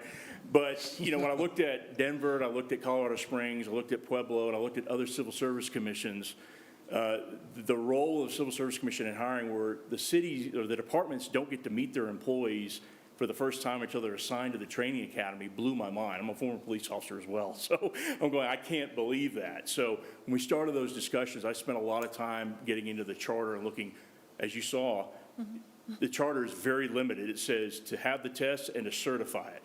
Well, certification is what you all give guidance of what it is. What I believe certification is they have a civil service exam, they do the list of the applicants who score number 1 on whatever assessment they're using, all the way down to 50, and the process of certifying the list is if there's any appeals of questions or issues with the testing. Once the Civil Service Commission hears that and they determine that these questions are out or what for, then they certify that this is the list, and the list goes over to the departments for the processing with the assistance of HR. One of the things, as you probably remember, is if the Civil Service Commission, when they were managing all the hiring, if they disqualified an applicant from the process, under the charter, who do they appeal to? Back to the commission, right? In this process, if one of the departments disqualifies somebody from the process, we still have active civil service engagement where they will appeal that disqualification if it's because of a protected class, something of that sort, to have the Civil Service Commission review that disqualification. So it still maintains the purpose of the Civil Service Commission, take politics out of hiring, but it makes sure that the departments know who they're getting. Okay, thank you for that answer. I appreciate that. Yes, ma'am. Further questions? Councilmember Hiltz. Thank you. I just wanted to give a shout out to Councilmember Johnston, who's not here and fought really hard to at least have the chiefs have the ability to have informal input on this. So when I said earlier that we've known a lot of these things are problems and have known for a long time, that's just another, I think, example of how we got to where we are by not addressing these issues as a council when we had the opportunity. I know in 2020, the Public Safety Committee was me, Councilmember Gardner, and Councilmember Lawson, and we talked a lot about these exact things that came out in the Patterns and Practices investigation, and it was very much dismissed, and you're just anti-police and whatnot, and here, we've had 2 independent investigations confirm that, and I'll save the rest of my comments, I guess, for after the motion, but I have some other concerns. But thank you, and just wanted to shout out Councilmember Johnston because she's no longer with us on council, but that's exactly what she worked on, and I think she deserves that credit. So thank you. Further questions to staff? Mayor? Councilmember Barzins. Thank you. I have 3 questions. I'll start off, well, let me go back to Councilmember Marcano's question about the unions being involved, because I'm hearing they really weren't involved very much. So did they have like a seat at the table, or, that concerns me because that is their job. So no, they did not have a seat at the negotiations table. Again, everything we were negotiating, we think was a management right. The operation of the department is a management right. We had a 60-day window to negotiate this, so we did not bring them to the negotiating table. We did, as soon as the document was public, we did sit down with them, go through the document in detail to answer any questions they may have, and then, as Pete noted, during the process, the Attorney General did reach out to them and have sort of a high-level sit-down without going into the details of what was being done at the negotiating table. But to answer your question directly, no, we did not bring them to the negotiating table. Okay. But from this point forward, council member, they will be. I mean, that was the whole point. That's why we weren't that prescriptive in the decree. We didn't want to say this is exactly what we're going to do, as Jason has stated. They're going to be integral parts in our discussion and our negotiating once we instill the policies that are required by the consent decree. Okay, thank you. Next question is the waiver of reconsideration. I'm a little concerned with that because, the Attorney General position is a political position. And theoretically, it could flip next year or in 5 years or whatever. What would that, how would that affect this agreement if it flips, if his seat flips?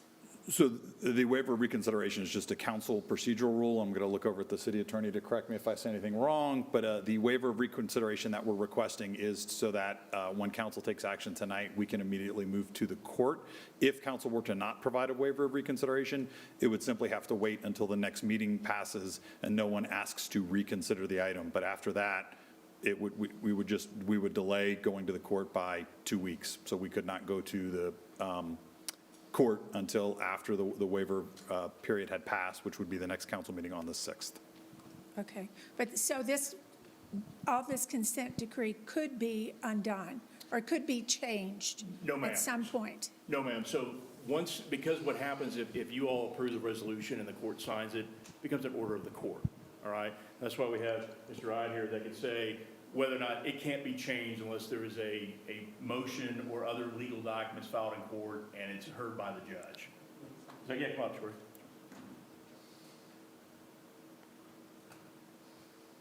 Mayor Kaufman, good to see you. Good to see Council you. members, my name's Troy Ide, and just to thank you for the chance to be involved in this and the privilege of representing Aurora.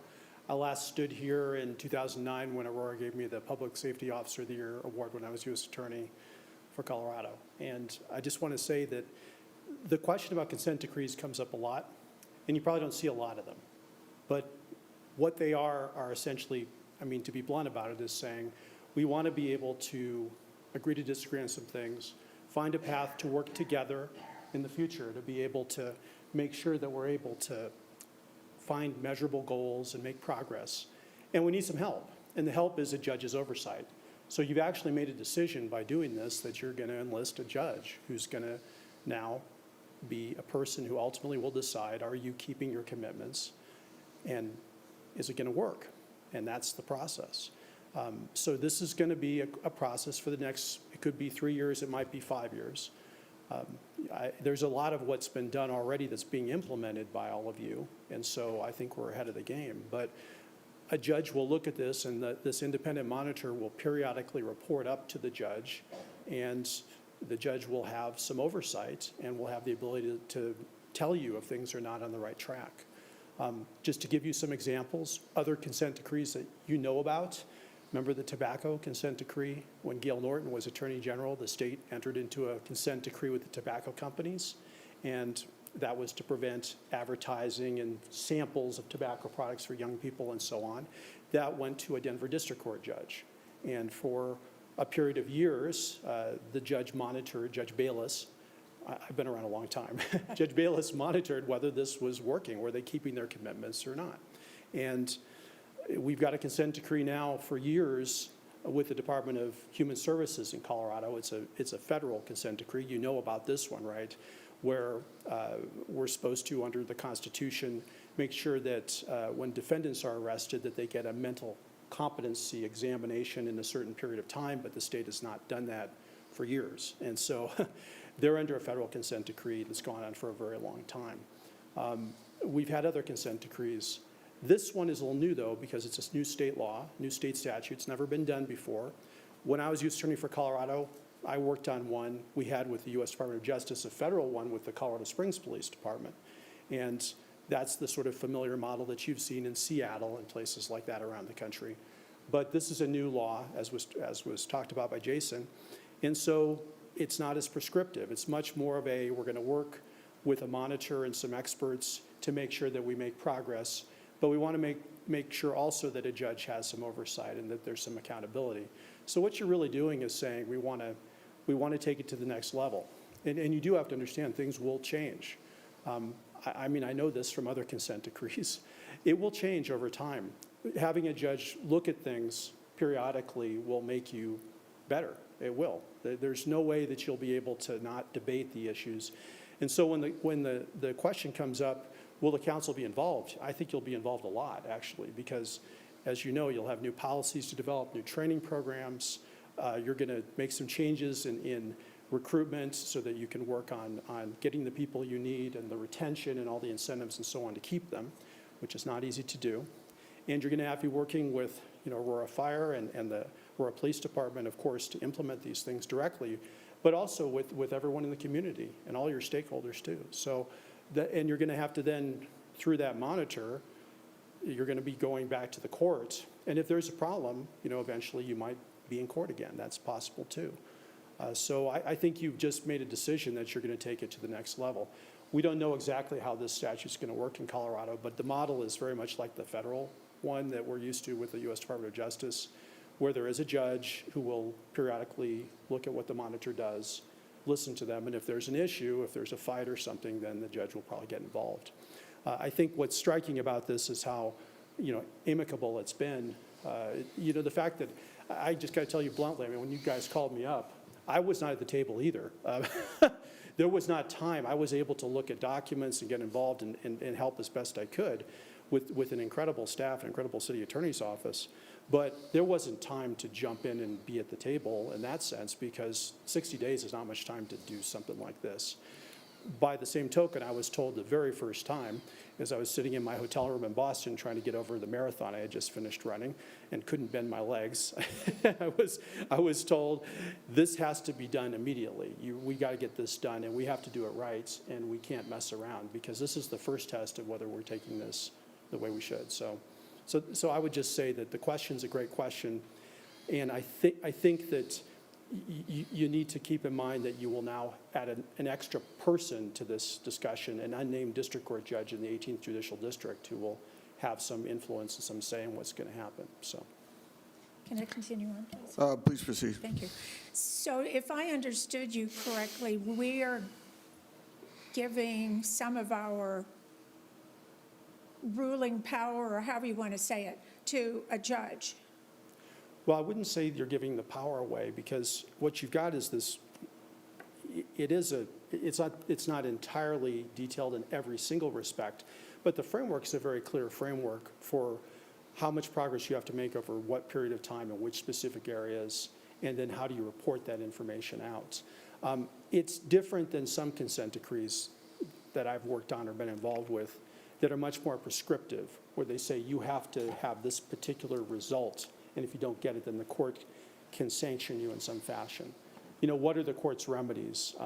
The court, if you were to sign up for something that's more and more specific, the court could take different kinds of sanctions. There could be fines, there could be penalties, and so on, which are spelled out in the consent decree.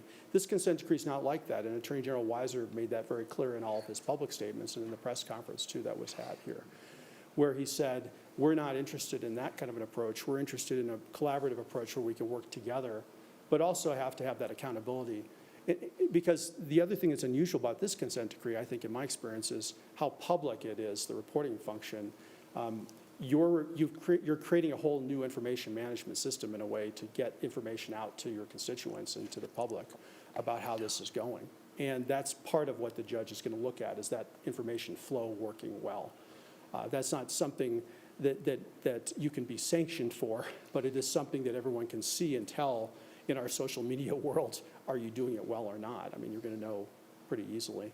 And I'm just concerned with, after 217 was passed, our crime rate started going up, and it's continuing to go up. And now we're going to have the consent decree with all these different changes. And if it continues to go up and keep climbing the way it has been, I'm just really concerned about that. I don't know if they would go back and look at it again and try to figure out what's going on. But, after like the defund the police movement and 217 and all like that, I mean, crime is just going sky high. I mean, look what happened last week. People want to be safe. They really could care less, I think, about a consent decree. Now, we do up here because we're in the thick of things, but the average citizen, they just want to be safe, and they want the police to come when they're called and the fire truck to come when, they have a wreck or their house is on fire. So I'm just really concerned about all these different changes and taking this away and that away. And, I don't know if that's going to help our public safety at all. And that's what people want, safety. Good points. And I will tell you that those comments were at the front of our mind as we were going through the negotiations on this. And a couple things that we did. One is we did not want this to be a DOJ consent decree where it just kind of kept hanging out there, right? We wanted to make sure that there was a specific determinate end date, right? What do we need to do to get there? And second of all, an independent consent decree monitor couldn't come in and start saying, well, I want to do that. Well, that's not in the consent decree, but I think that policy needs to be updated. We specifically wrote in here that if they want to do that, they've got to get approval from us, and it has to be closely related to the content in the consent decree. The other thing about changes, these weren't very prescriptive details in most of the 5 areas Jason talked about. But if we come up with a dispute, okay, about what the consent decree says and what either the AG's office and us believe what it says, there's a specific procedure in here for the independent consent decree monitor, what process they have to go through before they can hire their own lawyer at our expense to take us to court. So there's a complete dispute resolution process where that's when Troy would get involved. We'll keep him updated. We'll keep you all updated. If we get into a situation we don't expect to happen much, but if we're at an impasse, there's a specific procedure we have to follow or we'll go to court. Now, that's not going to change a consent decree. It just may tell, the judge may say, we're going to do the result this way, all right? But the consent decree sticks to what it is today. So in 3 years or 5 years from now, if we get through this and all of a sudden a new attorney general gets elected and they come in and they think Aurora, which I don't think that's going to happen based on my experience with our police chief and our fire chief and their staff. I think they've been incredible through our process getting this done. But the remedy for the Attorney General's office is if they decide that we haven't done more than what was in the consent decree, then they could spend the money doing another investigation, another, patterns and practices report, and we go through this all again. Phil Weiser, I know he's not going to be Attorney General forever. He didn't indicate that he wanted to do that. Again, the standard for us is substantial compliance, a continuous improvement. Because we ask that question, what if we had another bad incident 3 years from now, right? Under a DOJ consent decree, we're starting over, right? We did not want that here. So the checks here is once we complete the training on those 3 milestones, the 3 years starts, as long as we're doing continuous improvement. So if we have a bad media incident and we understand it and we make some changes to our training, we're in compliance, all right? It doesn't start the 3-year period over. So those are the nuances that were specific to us in the negotiations. We wanted the police chief and the fire chief and the departments and the members to know what was expected. And we've talked to a lot of the officers and the firefighters. Most of the stuff is what we were already doing or we were planning on doing. And that gave them a lot of solace when they read this, right? This wasn't, and I asked the question when it came out, does anybody look surprised what's in this? And I didn't hear one person say what's in this is surprising. Now, there's some questions, right, about some of the de novo review of discipline and all that stuff. All that's going to be hashed out as we get into the decree, but there's not much specific that has to be done as part of the decree. I hope that answered your question finally. Well, it is, but it's kind of like you have to pass the bill before you know what's in it. I mean, I want to see specifics before, not just pass it and then get to the specifics. To me, that's kind of the cart before the horse. And I wanted to thank everybody. I know you've worked really hard, and Jason, you and staff have worked very hard. And, I don't mean to belittle any of that because I know y'all have put in a lot of hours. But I'm just really concerned with crime keep going up, and we keep sitting here saying, well, we have to change this, we have to change that. In the meantime, we're having 6 murders a week and 500 break-ins and cars stolen. And, I mean, I just don't get it. Mayor? Let me allow staff to, if they have a comment, and then I'll go to the mayor pro tem. The only other thing I would add is we had those same discussions. We were worried about the monitor or somebody sort of substituting their judgment for the police chief and the fire chief. So that's their job. We're hiring them to keep the community safe. And so it's specifically in, the consent decree that we have something that notes that, the independent monitor shall not substitute or replace their own judgment or decision in place of any official decision as authorized by the city charter made by the Aurora Fire Rescue Chief or the police chief. And again, we thought that was very important to have in the decree for exactly some of the concerns you did, which is we want to be very clear that if we get into one of those dispute resolution places, we've got this. And again, it's ultimately our police chief and our fire chief that are responsible for keeping this community safe. And we want to make sure that was very clear in the decree, and we think that's there. Thank you. Mayor pro tem. Yes, thank you for all the work that you've done on this. And I think, you alluded to the fact that we have already started some of the training and some of the reforms have been already put in place. And so that expedites basically the process because we get to, count what we've done. Obviously, we're not going to start from zero when we've already made some changes, but we can build on that and continue. So that timeline could be shortened. And I guess my other comment is on the metrics that we're going to be using to make sure that we're in compliance, that we're collecting the right data and the right metric, using the right metrics to make sure that we are in compliance. Is that something that we have input into how that's done as well? Sure, I mean, absolutely. And one of the things that it wasn't specific because depending on who we're in that process now with the RFP, who's going to be the independent consent decree monitor. They're going to have their own ideas, but the most important thing is we want to show progress, obviously, Right. but there's not numbers, right? There's not that we have to reduce, this by 20% to be able to pass, right? Right. That's not in there. We're showing but- improvement. Yes, ma'am. And so what we want to do is we want to have those metrics to bring to council saying, look, this is the policy we came up with. This is the training platform or program we put together. We've trained all the officers. And I'll tell you, once the numbers of the stops get documented, I think we're going to show I don't want to get out of my lane here, but some of the findings in the Attorney General's report, and we had this discussion, is we just didn't have the data to provide them, right? And once we get that data, the stops and the contacts and so forth, I think it's going to show a different picture. Well, yeah, I think, the more you have, will provide more transparency to the public as well. So, thank you. Yes, ma'am. Further questions of staff? Mayor? Councilmember Coombs. All right, thank you all for being here and for all of the excellent answers you've given so far. With respect to the hiring and recruitment portion, just kind of a follow-up about the backgrounding that didn't seem to be very specifically addressed. So currently, there's a separate body within the Civil Service Commission that completes that. And some of the issues that we've seen as a result are a lot of people of color being disqualified, disproportionate numbers of people of color being disqualified, as well as some of our lateral hires making it through with some fairly significant backgrounding issues. So what, if anything, has been specified, or how will we go about that process to address those issues?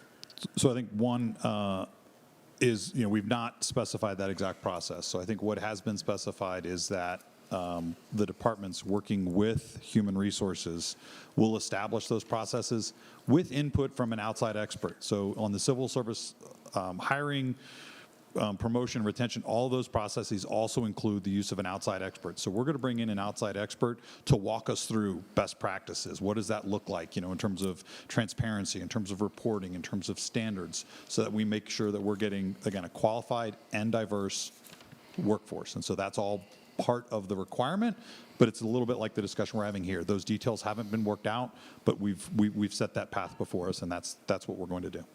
Okay. Yeah, those are concerns with us, Councilmember Coons, because of the issues that we've had. And so I think with the Civil Service Commission, based on the idea, at least my idea, right, it doesn't mean that's what it's going to end up being, is that a lot of the background checks, everything's going to go by the people who do that, the police department and HR.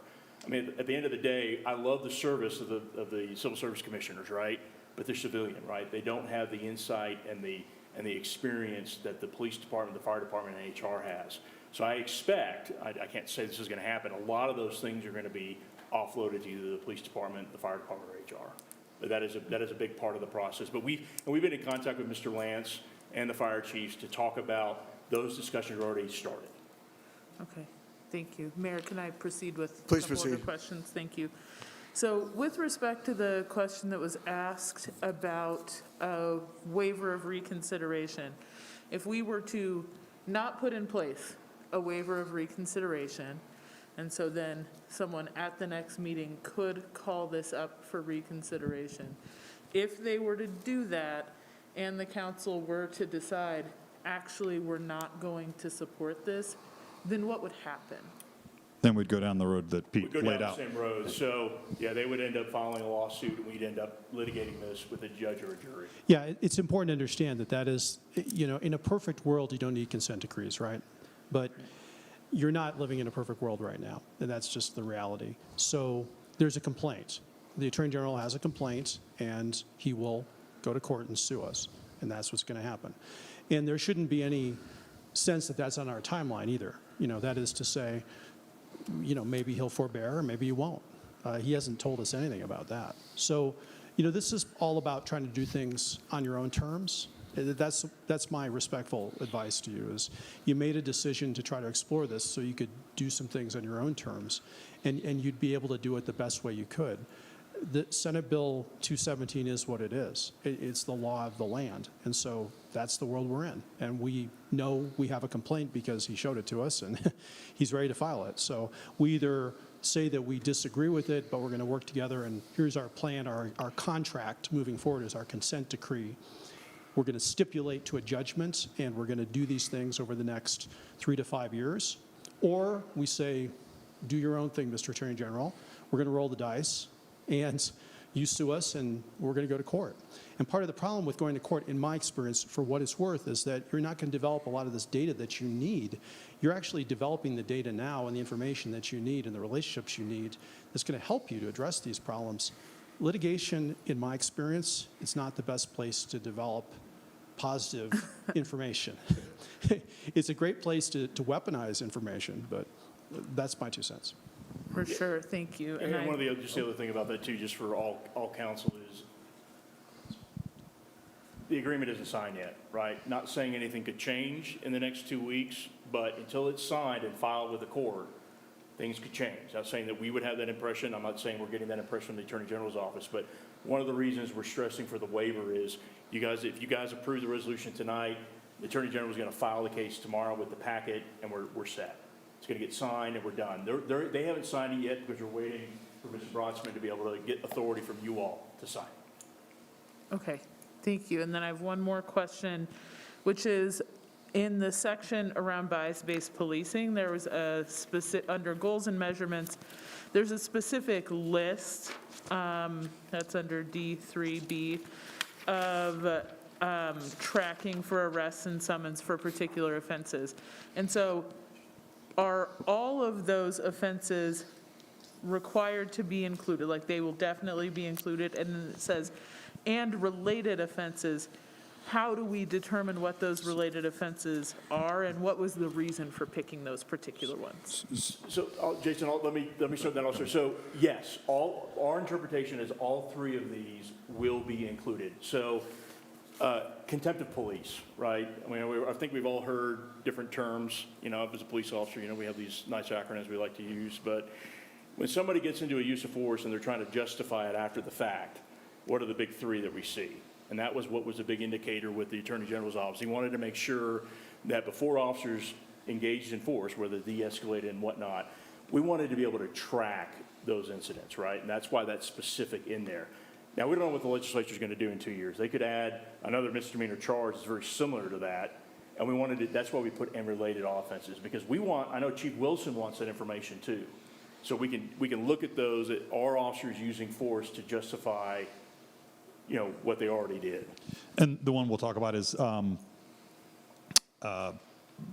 as we develop the new use of force policies, we want to make sure that use of force is proportional to the offense, so that we are not using, if 99% of our use of force is on misdemeanor offenses, so that's probably something we're going to stop and look at, right? Just because it's a misdemeanor offense.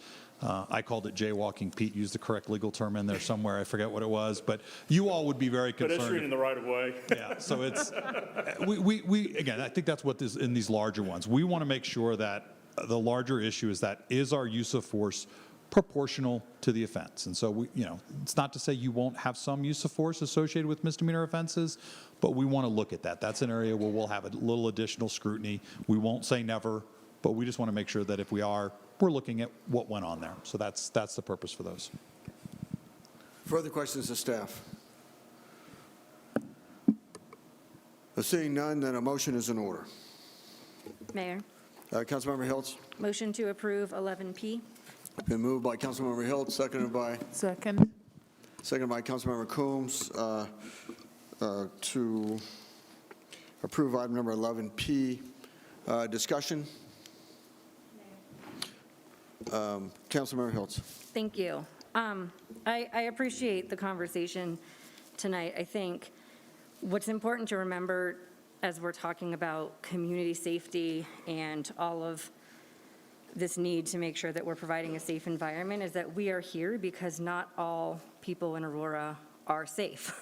And that is in large part because of the racially biased policing that we have. And so Chief Wilson has come a long way and has done a lot of work, and there are a lot of officers who are committed to ensuring that we are moving forward in a better direction and being more mindful about those policing policies. But we also have police union leadership who is undermining that at every step of the way, and not just undermining it, but going in the complete opposite direction. And that's a concern, and that's probably an even bigger reason why I'm supporting this tonight, is because we have a problem. We've had a problem.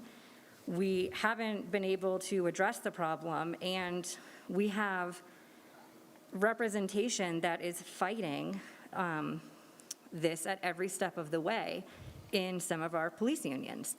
And that's really problematic because it undermines the work of Chief Wilson. It undermines the work of all of the officers who are out on the streets, who are trying to make this a safer Aurora for everyone, not just certain wards or certain populations. And it causes more harm. And, when we talk about youth violence, I'm not an expert in this area, but I was at an event last night, listening to some teenagers, and I heard what they said. And we have to listen to the community as well when it comes to this. And we are not leading necessarily with the community in mind when we dismiss these types of decrees that we have, because we have a problem. We have a national problem, but Aurora specifically. And in my 4 years on council, I have gotten a lot of calls from people around the country asking, why are you in the Washington Post again? Why are you in the New York Times?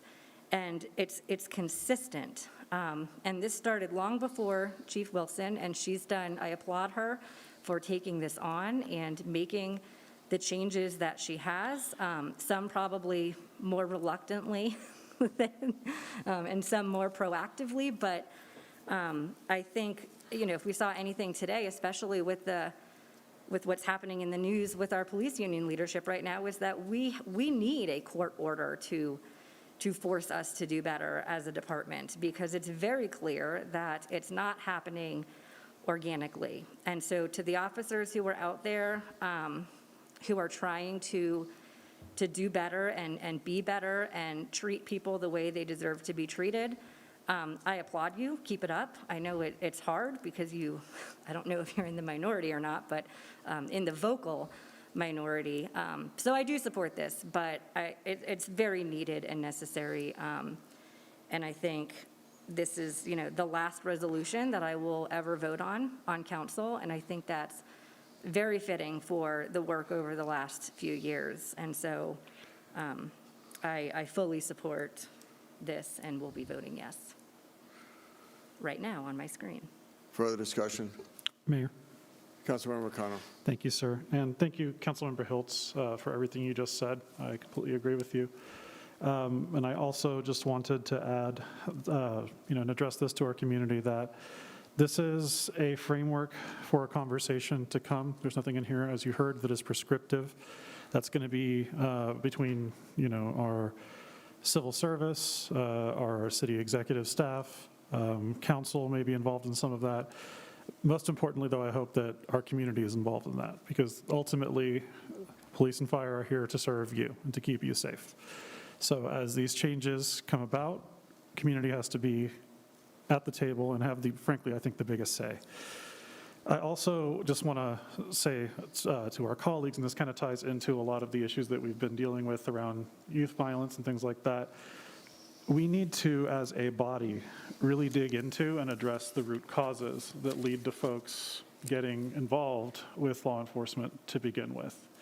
That is something that is within our wheelhouse, our direct policy wheelhouse as a council to address, and that looks like wages, housing, childcare, healthcare, food access, recreational opportunities, et cetera. Those are things that we deal with day to day as a city council, and we need to actually dedicate the time and resources to address all of these in the years to come. Otherwise, I'm afraid that we're going to be back here in a couple of years again after the next big incident because we never did anything to address the root. That said, I want to thank staff and the experts who came in and helped us craft this consent decree. I think we're moving in the right direction, and I strongly support this. Thank you. Further discussion? Mayor. Councilmember, sorry, Murillo. Hi. I just want to thank everyone for their time and energy to get this to where it is now. I know,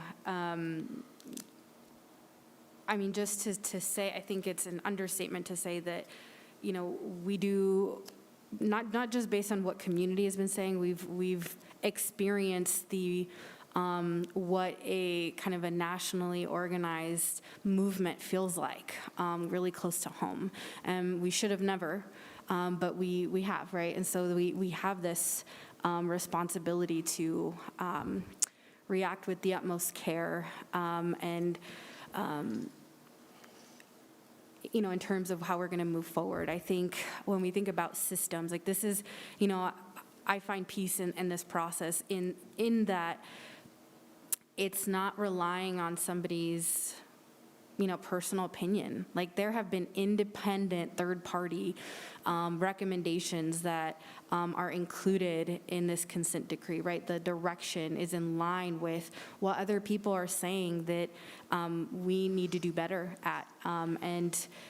Since we haven't been able to resolve them on our own, I think it is incumbent upon us to act accordingly and act with the utmost care because that's what this situation deserves and warrants. So I know it's taken a long time, and I know I do actually like that there is direction, there's a framework, but it does give some flexibility to kind of ebb and flow just based on our individual needs as a city. We're not sure what's going to come up over the next 3 to 5 years. Nobody has an answer, but that framework I think is really important to memorialize in this consent decree. And I do like that we are being as proactive in a reactive situation as we can, right? And taking control over what we can change proactively and trying to be really cooperative with some of the opinions that have come out around how we do business related to policing in Aurora. So I support this. I think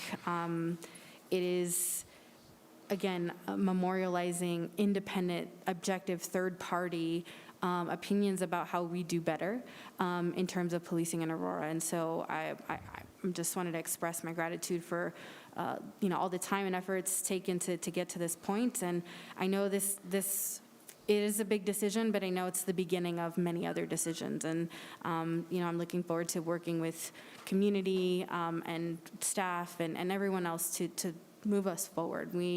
I think we owe it to our community to do so. Further discussion? Mayor? Councilmember Hiltz. Thank you. I would be remiss if I didn't also just extend my sincere gratitude to Chief Gray, too. I know we're talking a lot about policing because that's where the bulk of the issues are with this specifically, but I know that, you know, you also put a lot of work into this as well, and I just want to acknowledge that. And you know, perhaps you should just be grateful that we're not talking about you, maybe. But no, I won't tell you what to do. But I do want to acknowledge the work that Fire put into this, especially around some of the hiring and the ketamine discussions and whatnot. I know were also really difficult as we're moving forward and some other issues. But just, I didn't want to. I would be remiss if I didn't extend that gratitude for that work as well. Thanks. Further discussion? Mayor? Councilmember Coombs. Thank you. And I won't say much because it would be retreading the ground that my colleagues have already said, but thank you, Councilmembers Hiltz, Marcano, and Murillo for your comments. I do want to reiterate, though, that gratitude for our staff in the police department, fire department, and city attorney's office for the incredible amount of work and thoughtfulness that went into this, and the commitment to moving quickly and making sure that we were demonstrating that commitment to doing better. So really appreciate all of you for that, and am very much looking forward to the continued work and the continued improvement. And obviously, I support this. Further discussion? So I just want to say that we have made tremendous progress prior to this consent decree, and we will continue to make progress irrespective of this consent decree. Mayor? Is there further discussion? Mayor, could we clarify, so before I file this in court, if it passes, the reconsideration Yes. issue, if that's included in the motion? The request by staff is a motion for reconsideration. A motion. And I think just to clarify, Oh, I'm sorry, we did the motion. We need to, is there an amendment, would it be a friendly amendment? The waiver's already in it. The waiver of Waiver of reconsideration? So I'm sorry, what are you referring to? Was that a part of your motion? Yeah, it's in it. so yes. It's already in the, okay. Call for the question on 11P, on the adoption of 11P.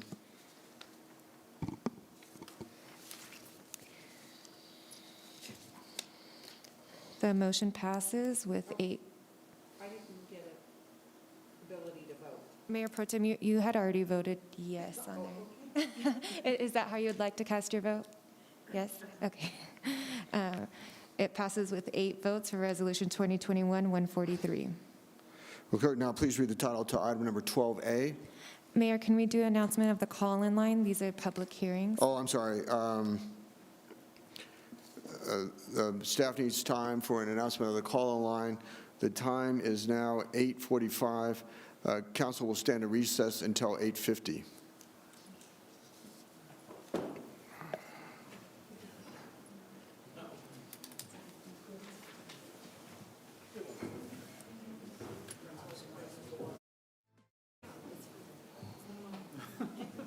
I thought they did this all in the room.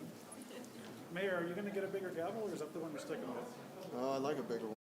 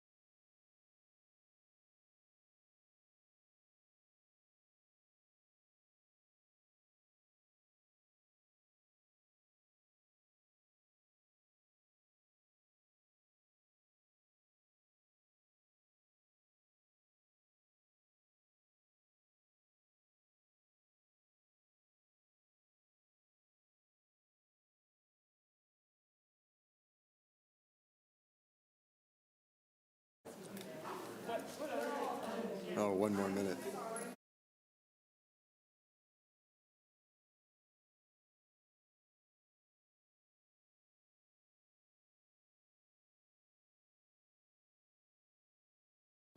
For Monday, November 22nd is called back into order. Would the clerk now please read the title to item number 12A? Item 12A is introduction for ordinance 2021-65, an ordinance amending Chapter 22 of the City Code of the City of Aurora, Colorado regarding building and building regulations and the adoption by reference of the International Building Code, the International Plumbing Code, the International Mechanical Code, the International Fuel Gas Code, the International Energy Conservation Code, the International Residential Code, the International Existing Building Code, and the International Swimming Pool and Spa Code. Presentation by staff. Good evening. My name is Jose Rodriguez with the Building Division. I am the Plan Review Manager. The city has currently adopted the 2015 Building Code. The adoption of the new 2021 Building Code was presented to the PED Committee. Please speak closer into the microphone. Oh. Thank you. The adoption of the new 2021 Building Code was presented to the PED Committee, where it received support to move forward to study session. This was also presented to the Joint Task Force Committee on July 8th, and the Building Code Contractors Appeals and Standards Board meeting on July 13th, 2021, where it also received support. The Building Division believes that the adoption of the 2021 International Codes will allow the City of Aurora to stay current with the new national codes that have been developed to provide uniformity among different jurisdictions across the country. Architects, engineers, and other design professionals are familiar with the current edition of these codes, and the adoption of the 2021 editions will allow for an efficient interaction with the City of Aurora. Questions of staff? Just a comment. Mayor Pro Tem Bergen. Oh, and I just wanted to note, it was also presented to the Joint Task Force, and they also supported it. Yes, they did. Okay, thank you. Further questions of staff? Seeing none, thank you. Motion is now in order. Mayor. Councilmember Mercano. Thank you, sir. Move to approve 12A. Moved by Councilmember Mercano, seconded by Mayor, second. Councilmember Lawson to approve item number 12A. Discussion? Mayor, I'm sorry, I believe this is a public hearing. We don't have any members of the public here I to stand speak. corrected. Public hearing is now open. We had a presentation by staff. Is there anyone else who wishes to speak on this issue? We do not have anybody in the call-in line. Very well, then, of course, questions of staff. Are there further questions of staff? Seeing none, then the motion is in order. Mayor. Councilmember Mercano. Thank you, sir. Move to approve 12A. Moved by Councilmember Mercano, seconded by? Mayor, second. Seconded by Councilmember Lawson to approve item number 12A. Discussion? Sorry, quick point of information. I think Councilmember Mercano. you have to close the public meeting, I believe, before we take a vote. Yes. Okay. Public hearing is now closed. Yeah. Discussion? Seeing no further discussion, call for the question on the adoption of item number 12A. The motion passes with 9 votes for ordinance 2021-65. Very well. Will the clerk now please read the title to item number 12B? Item 12B is ordinance 2021-66 for an ordinance of the City Council of the City of Aurora, Colorado, amending Chapter 66 of the City Code entitled Fire Prevention and Protection related to the adoption of the 2021 edition of the International Fire Code and local amendments thereto. Public hearing is now open. Presentation by staff. Good evening, Mayor. Good evening, Council. My name is Stephen Wright. I'm a commander with Aurora Fire Rescue. And the item before you is to adopt the 2021 International Fire Code, which is a resource Aurora Fire Rescue uses to conduct our life safety inspections of commercial buildings. And we have presented to public safety and courts as well as a study session, and I'm available for any questions. Before we go to questions, is there anyone from the public who wishes to be heard? There's nobody on the line. Questions of staff? Seeing no questions of staff, thank you. Public hearing is now closed. The motion is in order. Mayor? Councilmember Mercano. Thank you, sir. Move to approve 12B. So moved by Councilmember Mercano, seconded by Second. Councilmember Coombs to approve item number 12B. Discussion. Seeing no discussion, call for the question on item number 12B.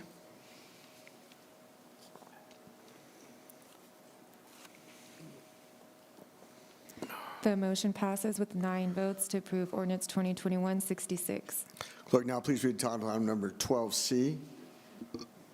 Item 12C is ordinance 2021-67, introduction for an ordinance of the City Council of the City of Aurora, Colorado, adding sections 22-642, 6637, and 146-479U to the City Code and amending Table 3.2-1, Sections 146-4.7.9.E.1, 146-479M, and 14662 of the City Code pertaining to battery-operated alarmed electric fences.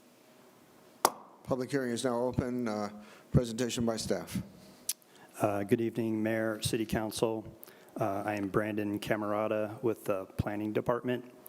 The ordinances you have today affecting the building code, fire code, and zoning code are to allow battery-operated alarmed electric fences into industrial districts, I-1 and I-2, as well as limited use in some mixed-use districts. This is the same proposal that was brought to the City Council at the October 18th study session. At that study session, no additional changes or evaluations were requested by Council. We took the ordinance to the Planning Commission on November 10th, 2021, and Planning Commission recommended approval unanimously of the ordinance. Staff recommends approval of the ordinance. If you have any questions, I'd try to answer them. Prior to that, is there anyone from the public who wishes to be heard? There's nobody on the line. Questions of staff? Mayor? Councilmember Mercano. Thank you, sir. I did have a question that I asked at study session, but upon retrospect, I think it was misinterpreted. Is there any potential liability for a business owner if someone is injured by a electrified or a battery, powered fence in this circumstance?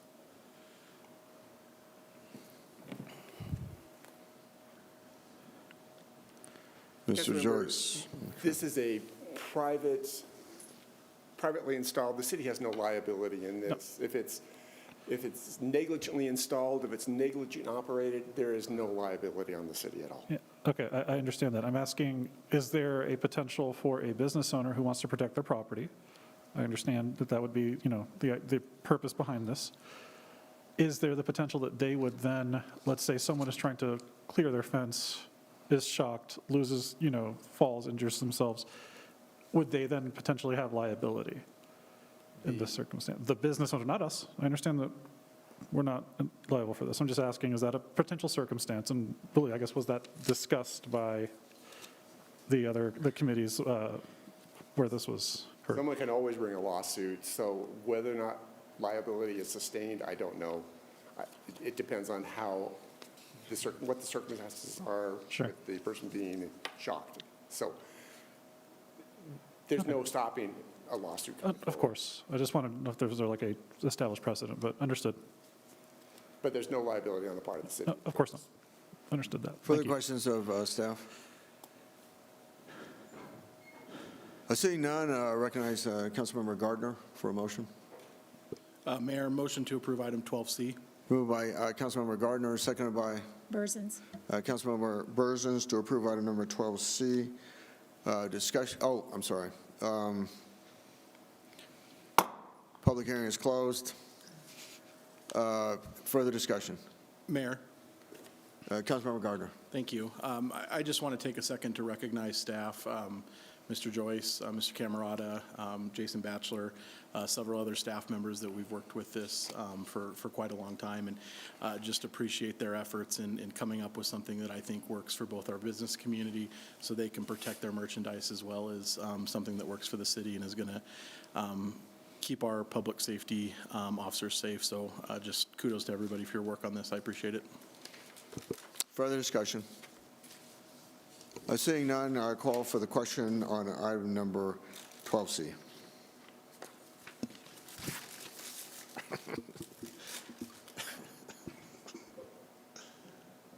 The motion passes with 9 votes to approve ordinance 2021-67. Will the clerk now please read the title to item number 14A? Item 14A is ordinance 2021-68, an ordinance of the City Council of the City of Aurora, Colorado, appropriating sums of money in addition to those appropriated in ordinance numbers 2020-53 and 2021-17, and for the 2021 fiscal year. Presentation, we're still on, presentation by staff. Yes, hello, Mayor, members of council. This is Greg Hayes, Budget Officer. In addition to doing the 2022 budget, which you've all just approved a couple times a year, we'll do what's called a supplemental, which is an additional ability to change the budget for the year. That's what you have in front of you. This is a very technical, it's a small budget. Nearly everything that's in this was actually projected as part of the 2021 budget that you all just had. That you looked at when you were looking at the 2022 budget. With that, if you have any questions, I will be happy to Questions answer of staff? Thank you. Motion is in order. Mayor? Councilmember Mercano. Thank you, sir. Move to approve 14A. Moved by Councilmember Mercano, seconded by Bergen. Mayor Pro Tem Bergen, to approve item number 14A. Discussion? Councilmember Hiltz. Thank you. Maybe it's because this is my last formal meeting, but I just wanted to thank you for your time on this budget and for all the previous budgets and for going through all of those in detail at the last several years. I know, I get to say more next week, but I'm just filled with gratitude today, so I'm sharing it today as well. Further discussion? Seeing none, call for the question on item number 14A.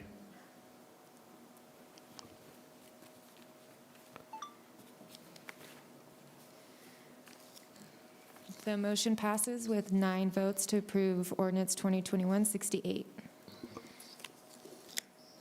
A question to the city clerk, as I understand it, item number 15A through 15E were voted on unanimously? Yes, they were voted on unanimously in the first reading, so council can vote on them all together with one motion and one second. Very well.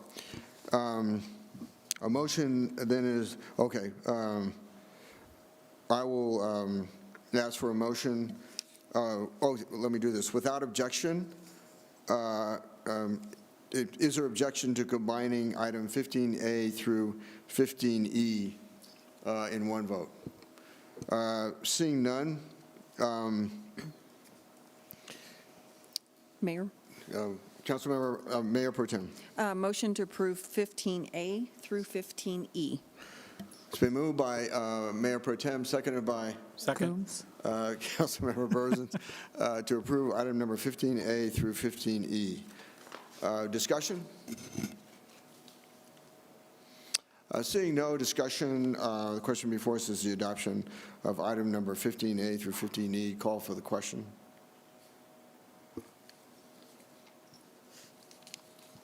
The motion passes with 9 votes to approve the ordinances 15A through 15E. Clerk, now please read the title to item number 19A. Item 19A is consideration to appoint 1 member to the Civil Service Commission.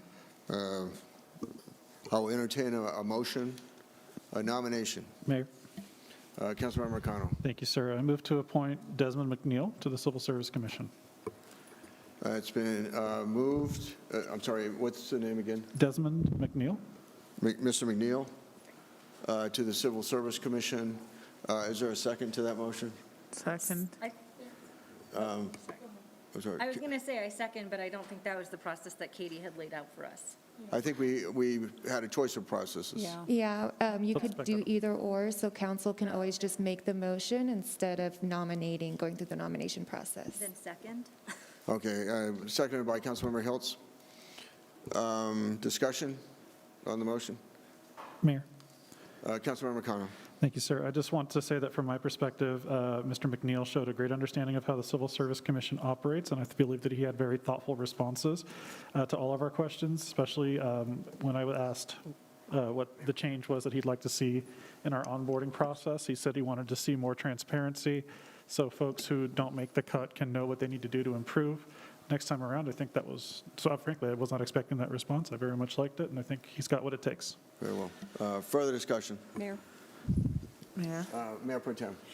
Yes, and I appreciate all three candidates that we interviewed. I think they all had, good comments to the questions that were asked.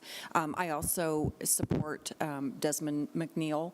I did think he had good, straightforward answers, and I did appreciate his experience as well, so I will be supporting him. Further discussion? Mayor? Councilmember Coombs. Yes, thank you. Yeah, so echoing both of those sentiments, and I just feel like he was really prepared and very thoughtful and understood why he wanted to be there and what he expected to be able to do on the commission. Further discussion? Seeing none, the question before us is the adoption of item number 19I, which is to appoint Mr. McNeil to the Civil Service Commission. Will the clerk please call the roll? Mayor Kaufman, Yes.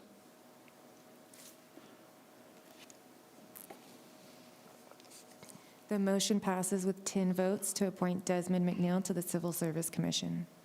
Clerk, now please read the title to item number 19B.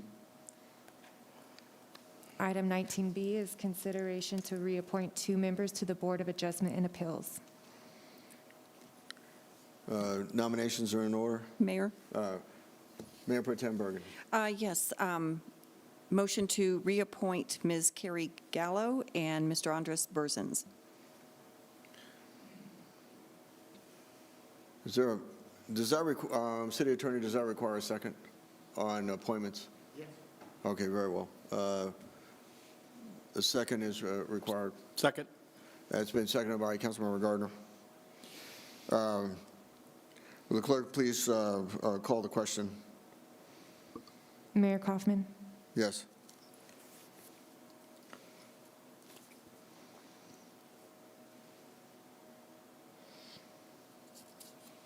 Councilmember Burzins.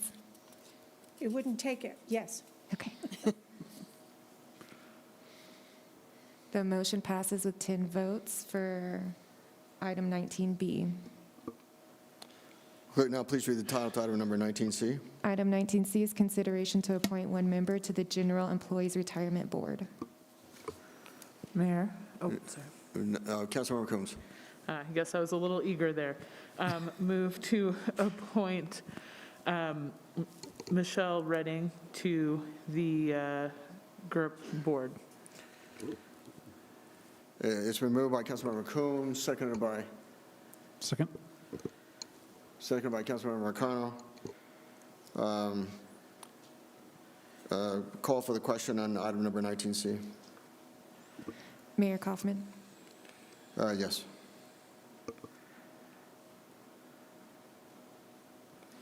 Clerk, now please read the title to item number 19D. the motion passes with 10 votes for item 19C. 19D is 2021 and 2022 council meeting calendars. I believe the city manager, did you want to address this issue? Yes. Yes, Mayor. First, the 2021 calendar, traditionally, the council has canceled that meeting between Christmas and New Year's. This year, that is a study session meeting. And so we just wanted to bring that to your attention. We know that there will be new council members, but you can do that now. It takes a unanimous vote to change the council calendar that's been already approved. So motion is in order. I'll make the motion. Mayor Pro Tem, We're making the motion to not have that meeting, correct? that's correct. Okay, I'm all in favor for not having the meeting. Is there a second to that? Second. It's moved by Mayor Pro Tem Bergen, seconded by Councilmember Gardner. Is that on the 27th of December? December 27th. To delete the meeting for December 27th. Study session, not a regular meeting. Further discussion? Mayor, Councilmember Hiltz. I don't think I've ever voted to change a meeting that we already adopted, but since I won't be here, it will be my gift to all of you. A parting gift. Because, wow. parting if I gift. want- Because if I was feeling salty, I could make it all go down, but I won't. Further discussion? I think this does require a formal vote on this, so call for the, is there further discussion? Seeing none, call for the question on the adoption of item 20A, which is essentially the Mayor Pro Tem And amendment. Mayor, I know you'll be here by yourself on the 27th. I probably will be, with my gavel. Okay, Mayor Kaufman, how would you like to vote on it? yes. Yes. The Mayor votes yes. The motion passes to cancel the December 27th study session. Very well. Report by the mayor.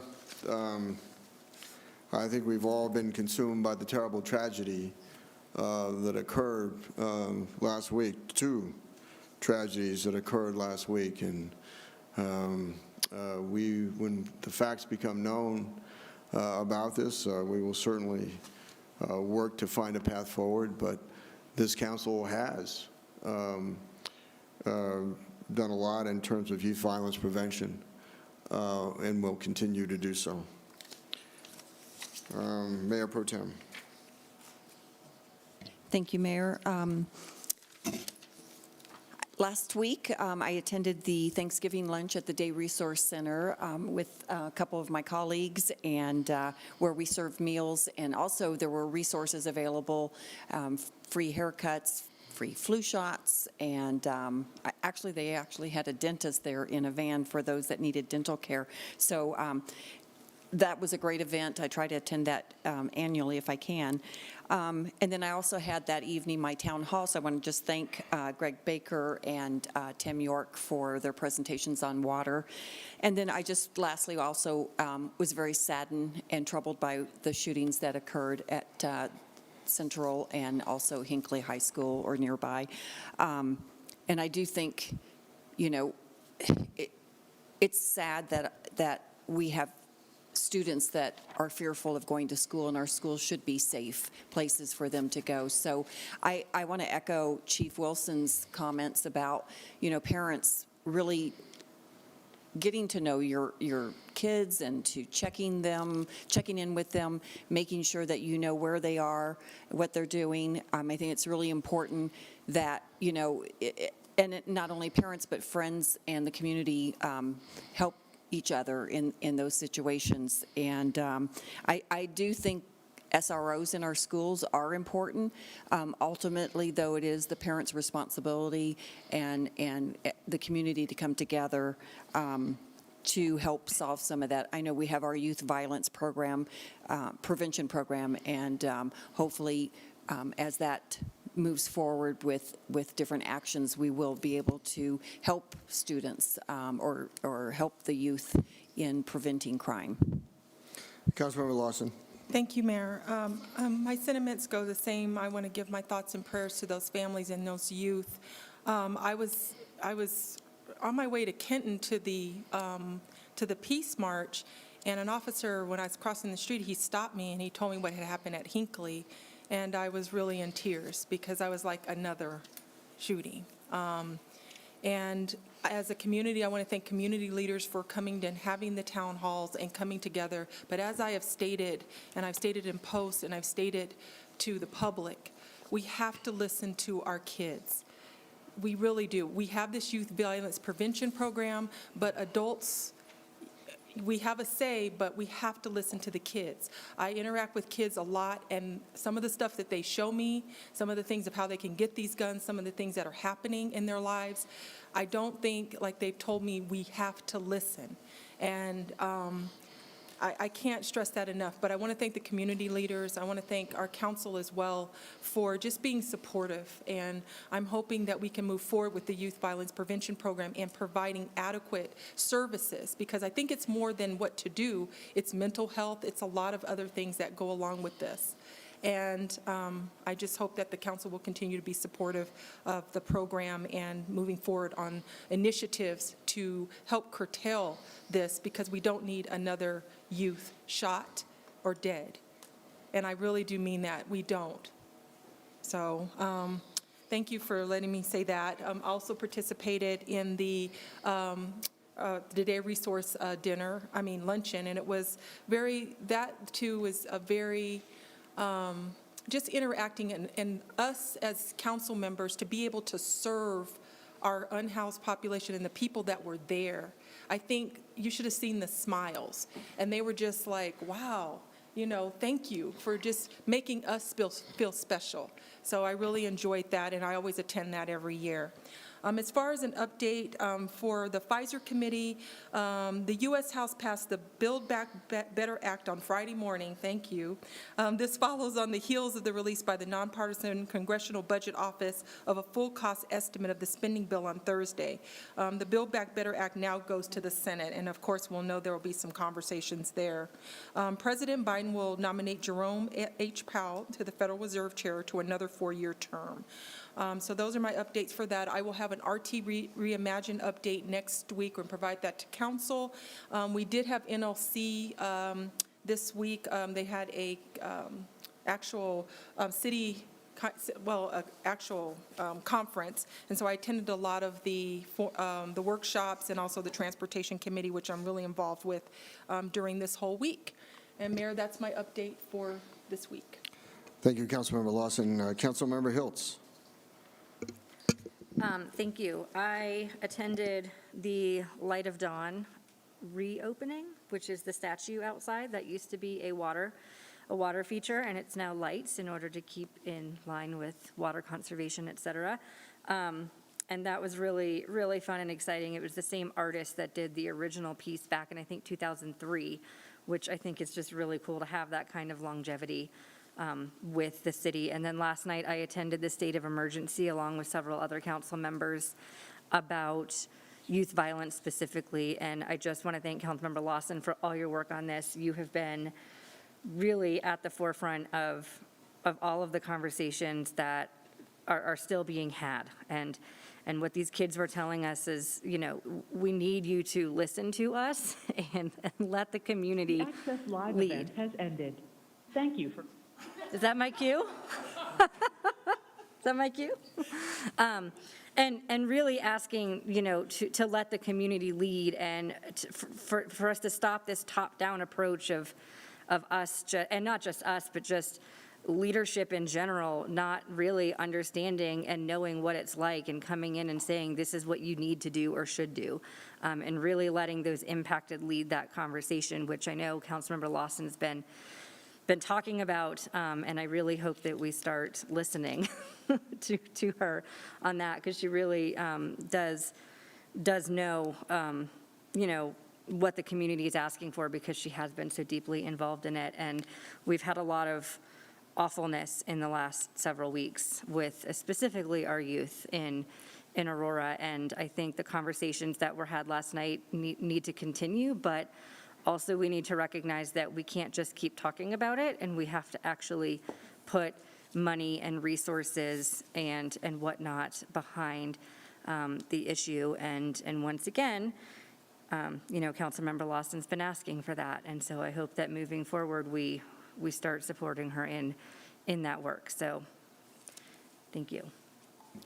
Is Councilmember Gruber available to give a presentation or to give a report?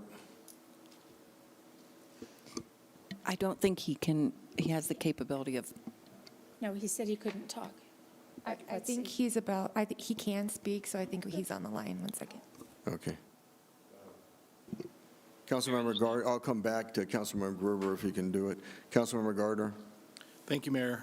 Wanted to mention a couple of things. A couple of months ago, there was a nonprofit in Northwest Aurora, Holy Kicks, that had their storage unit broken into, and Councilmember Hiltz and I worked to connect several businesses in our community to help restore what was lost, cash donations and things like that. And just wanted to recognize Amazon last week. They've been a good community partner in a lot of efforts, and last week delivered 230 pairs of shoes to Holy Kicks and sent out several employees to help sort the shoes. And they have a whole system where they clip them and all that. And so just want to recognize them for stepping up. And then this past Saturday, was able to attend the Southlands Christmas Parade, and just thanks to Local 1290, the Firefighters Union, for allowing me to ride on Big John with Santa Claus. That was a lot of fun. So he's always the hit of everything, so Santa is.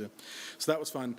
And then lastly, just want to, recognize the last week or week and a half specifically has been really challenging in our city. And for someone who's spent their whole life here, it's weighed on me a lot. And Senator Rhonda Fields hosted her gun town hall today, and one of the things that stood out to me was, there was a gentleman that said, we've been having these same conversations for 30 years, and I think there's a reason why, and that's, I'm going to say something that a lot of politicians won't, but government's not going to be able to solve all these problems.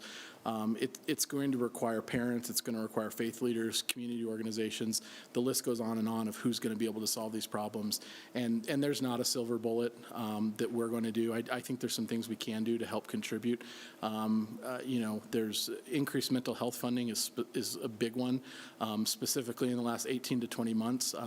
Our kids have been torn apart by mental health issues because we have locked them down. We've made them wear masks, and it has had a profound impact on their mental health. And it breaks my heart to hear about kids shooting other kids and committing suicide, and the severity of suicide attempts getting worse and worse and worse. And we have done a number on the mental health of the youth of our city, and we need increased mental health funding, and that is something that we can help with. We need more youth programming. We have a youth violence prevention office. As Councilmember Hilt said, that's something that Councilmember Lawson has been a leader on, and clearly there's some things we can do there. The city has some facilities that we may be able to open up to help serve those needs.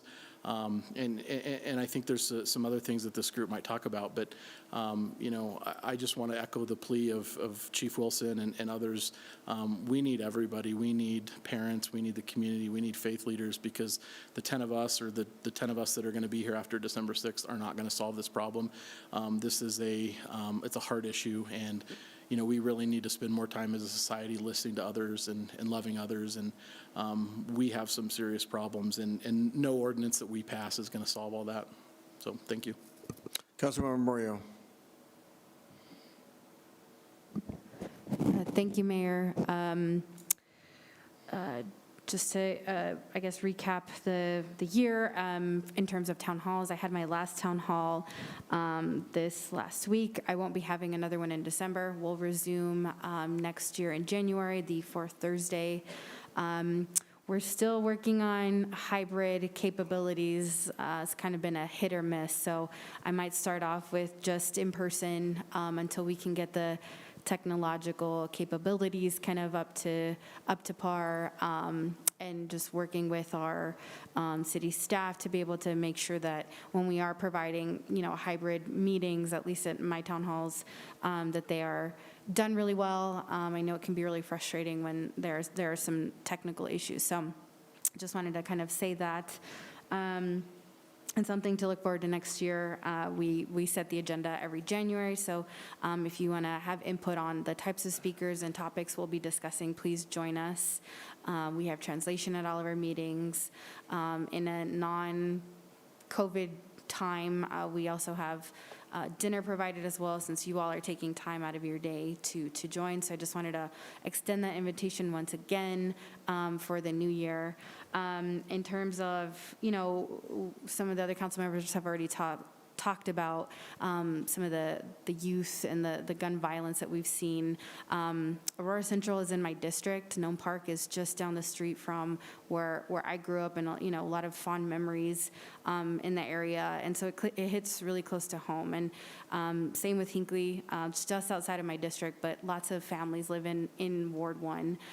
So I agree that it is all of our responsibility to address what we're seeing and to listen to our youth. As the youngest council member ever elected, I understand a little bit of that difficulty and can empathize with people not necessarily hearing people because of their age and because of their youth, but attended the town hall yesterday, as well as one today, where we had youth front and center, speaking very plainly and clearly about the issues that they're going through. Some of the things that I heard from them were around, safe spaces, physical spaces to congregate, things to do.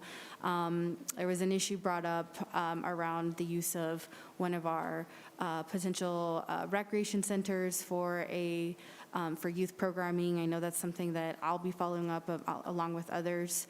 Really just trying to be responsive. How can we be youth-led and really try to honor their needs?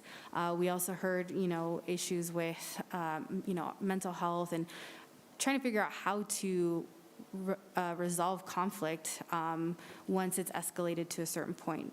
Youth also shared that sometimes they feel like they have to be armed because they're not sure the threats that are coming their way. So it was almost like a self-protection, and how that can find, it was just shared earlier in the day at the town hall that I attended, that the shooters in the Hinckley shooting were teenagers, right? And so, kind of taking a holistic approach as to what our youth need and listening to them. I know I look forward to continuing those conversations and just trying to move forward. There isn't one policy that's going to fix this, to kind of echo some of the other statements. So it's going to be an ever-evolving process, but I have faith that we'll continue to be cognizant of that and honor the needs that they are saying they need. So just wanted to share, my sentiments and my resolve in working collaboratively with our youth and other community leaders to help solve these really complex issues in our city. Councilmember Berzins. Oh, thank you. There's been a lot said, and I agree with it. I'm a mother of 5, and I can tell you it comes down to the parents or the caretakers to help our youth. They can't grow up alone. They need help, and they need someone to talk to and work things out with, and whether you take them to church and they work with the youth group at church, and the youth pastors, that's a very good way to work things out for them. It helps mentally. But we do have a lot of leaders in the community that are willing to help our youth. And, we have to use them and try to point our youth in the right direction the best we can. It's tough, though, with social media the way it is. We have people tweeting horrible things, calling people horrible names. And there's a lot of hate going on. As Councilmember Gardner said, we have to think more about loving each other, taking care of each other, than hating each other. So, it's a long process, but we have to start. Our youth are at stake here. We cannot lose them. They are the future of our country. They are the future of the world. And we need to do what we can. But parents, please do what you can. Step up. There are a lot of different ways people to talk to, mental health, churches, pastors, whatever. But so try to find a way to help a young person, whether it's yours or your neighbors or your friends of your kids, they'll usually give a sign. If you'll try to read their signs that they give out, you'll see that when they're troubled, and try to step in and help. But I would like to lighten up the mood just a little bit and tell you about an annual meeting that we had from Visit Aurora. They had their meeting down at the Hyatt, the new Hyatt on Colfax, and they did tell us a lot of things that they've done for the community. It was Bruce Dalton gave us the highlights, and Rick Crandall, who is the board chair of Visit Aurora. So seeing what they have done for our community, and it's not just necessarily Aurora, but when Aurora does something like the Gaylord Hotel, it affects the whole surrounding community, the whole metro area. So I was very impressed with that. And they did have a special performance by Cirque Dreams Holidays, which is going on out at the Gaylord now. They gave a little performance. So if you're thinking of something to do fun for your family, or you have company coming in and need to go take them to do something, that would be a great idea. You can get your tickets online. I don't think you can just walk up. But that's all I have for tonight. Thank you. Councilmember Coombs. I'm sorry, You I skipped right. Marcano? Let's go, Councilmember Marcano, then Councilmember Coombs. All right, thank you, Mayor. So I'll start on a fun note. This Saturday, we had the Aurora Sister Cities Fall Fundraiser. And I want to give thanks to former council member Debbie Hunter-Holen and Arapahoe County Commissioner Bill Holen for hosting us at their home.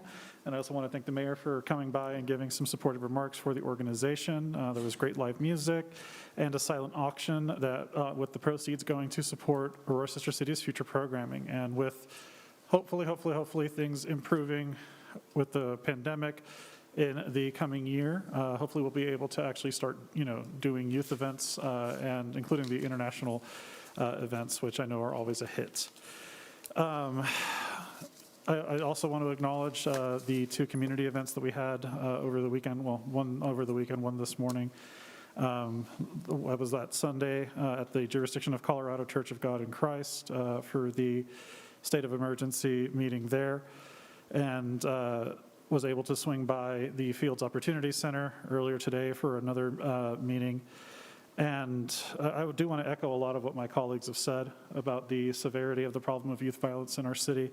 But I do want to point out one of the comments that I heard earlier today from a pastor who's been in the community for over 30 years.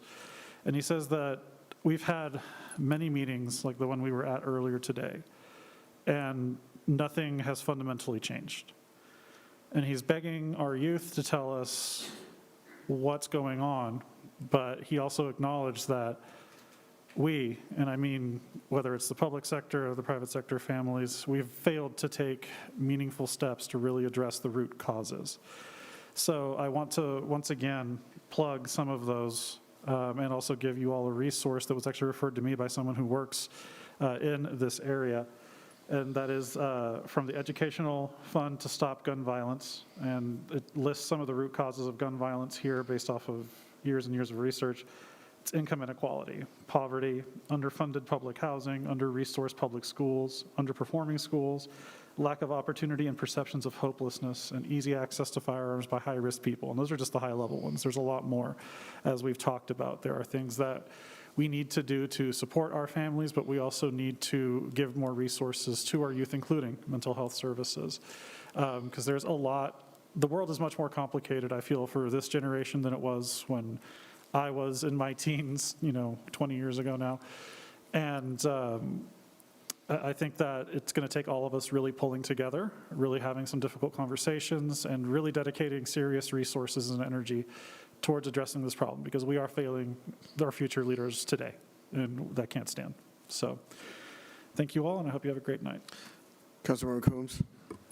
Thank you, Mayor. And, thank you to all of my colleagues for the various comments that you've made about the issue of youth violence and the incidents that we have had of really serious violence with our youth in the last week. On Friday, when we were having a gathering that was intended to be a peace march, and then that was followed by some folks going to the Salvation Army just to gather after we learned about the shooting at Hinckley while we were there to call for peace after the shooting at Central. The tone from the youth was also one of fear, like that, you know, they are afraid to go to school. They're afraid of what's going to happen to them and their friends. And they and parents said, we need you to act. You do have power to act. And so it's very important that we take that to heart. And one of the things that parents said is, you know, they are working a lot to support their families. So of course, parents have an important role to play. And of course, they're responsible, but a lot of times they also need our support through programming, through ensuring that there is adequate childcare available at the times when they're not available to provide it, because they're doing what they can to provide for their families otherwise. And so I do think, yes, we have to listen to the youth. We also have to listen to the parents about what they need to support the youth.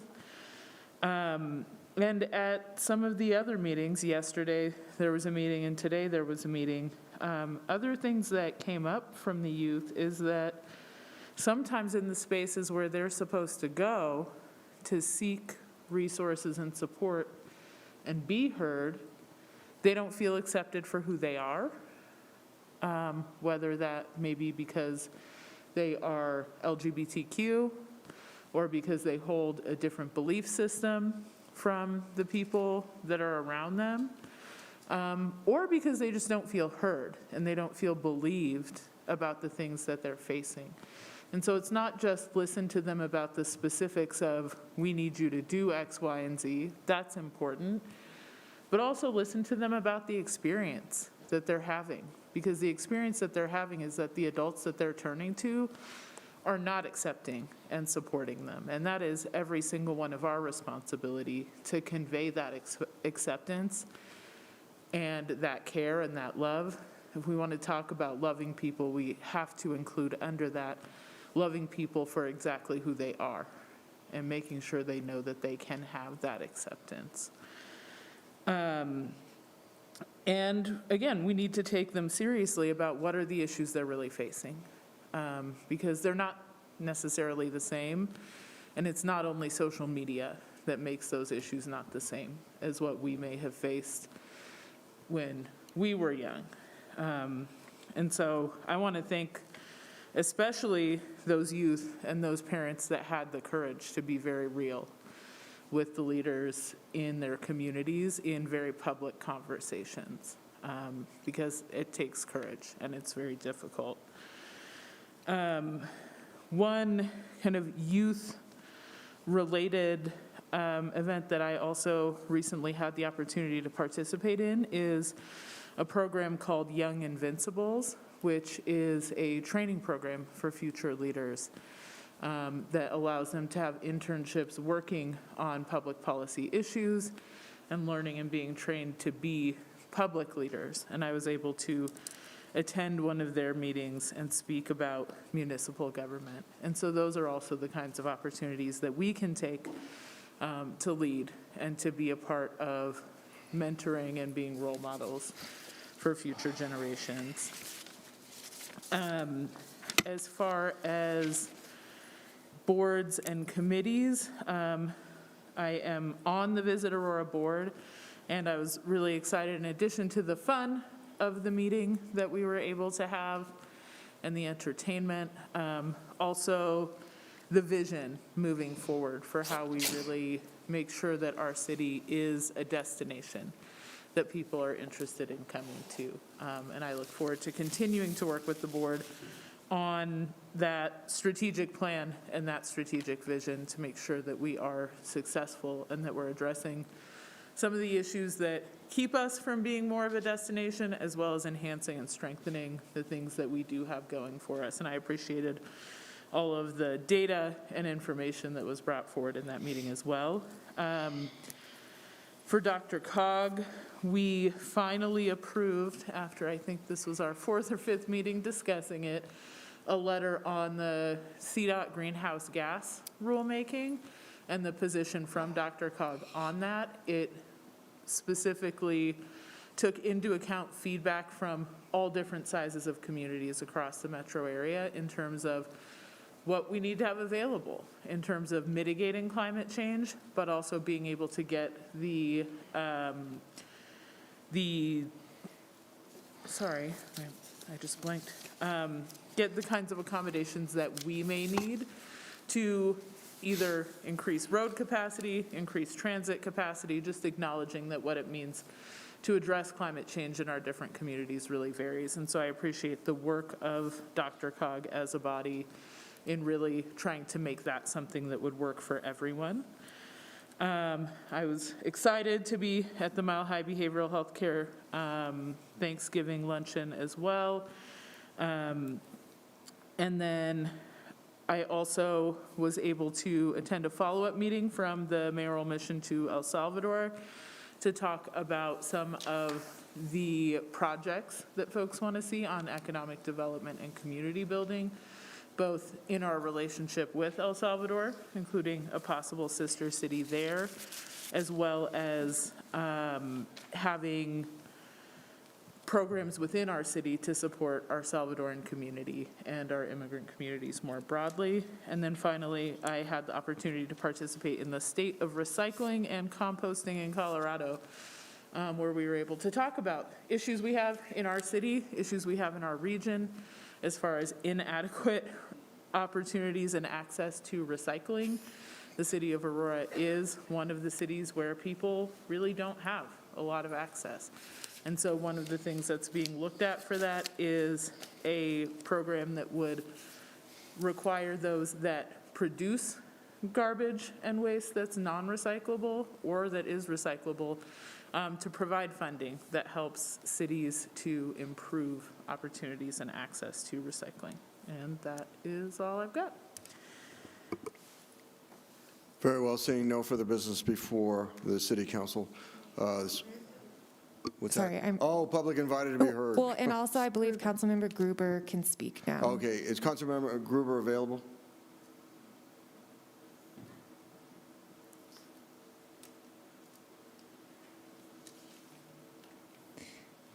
He was saying earlier he could not. He was trying, but he could not. Well, let me do public invited to be heard, and I'll come back to him. Okay. He wants to speak. Okay, he wants to speak. There's nobody on the line for public invited to be heard. Okay, very well. And Councilmember Gruber is not available? I believe maybe we can just give him 1 second. He was ready to speak earlier, so let me see if he can unmute himself again. Very well. Time is now 9:47. We will stand in recess until, council will stand in recess until 9:50 to see if Councilmember Gruber could be made available.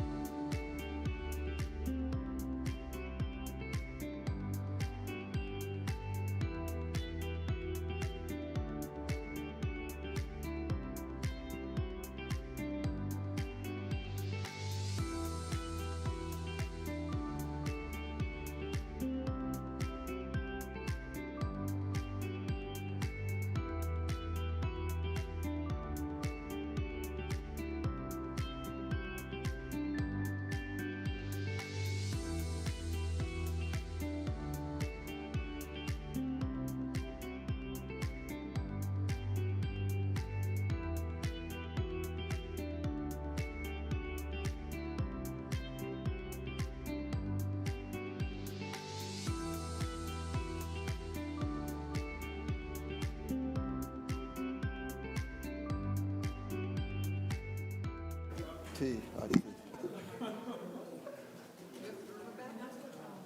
Meeting of the Aurora City Council is now back in session.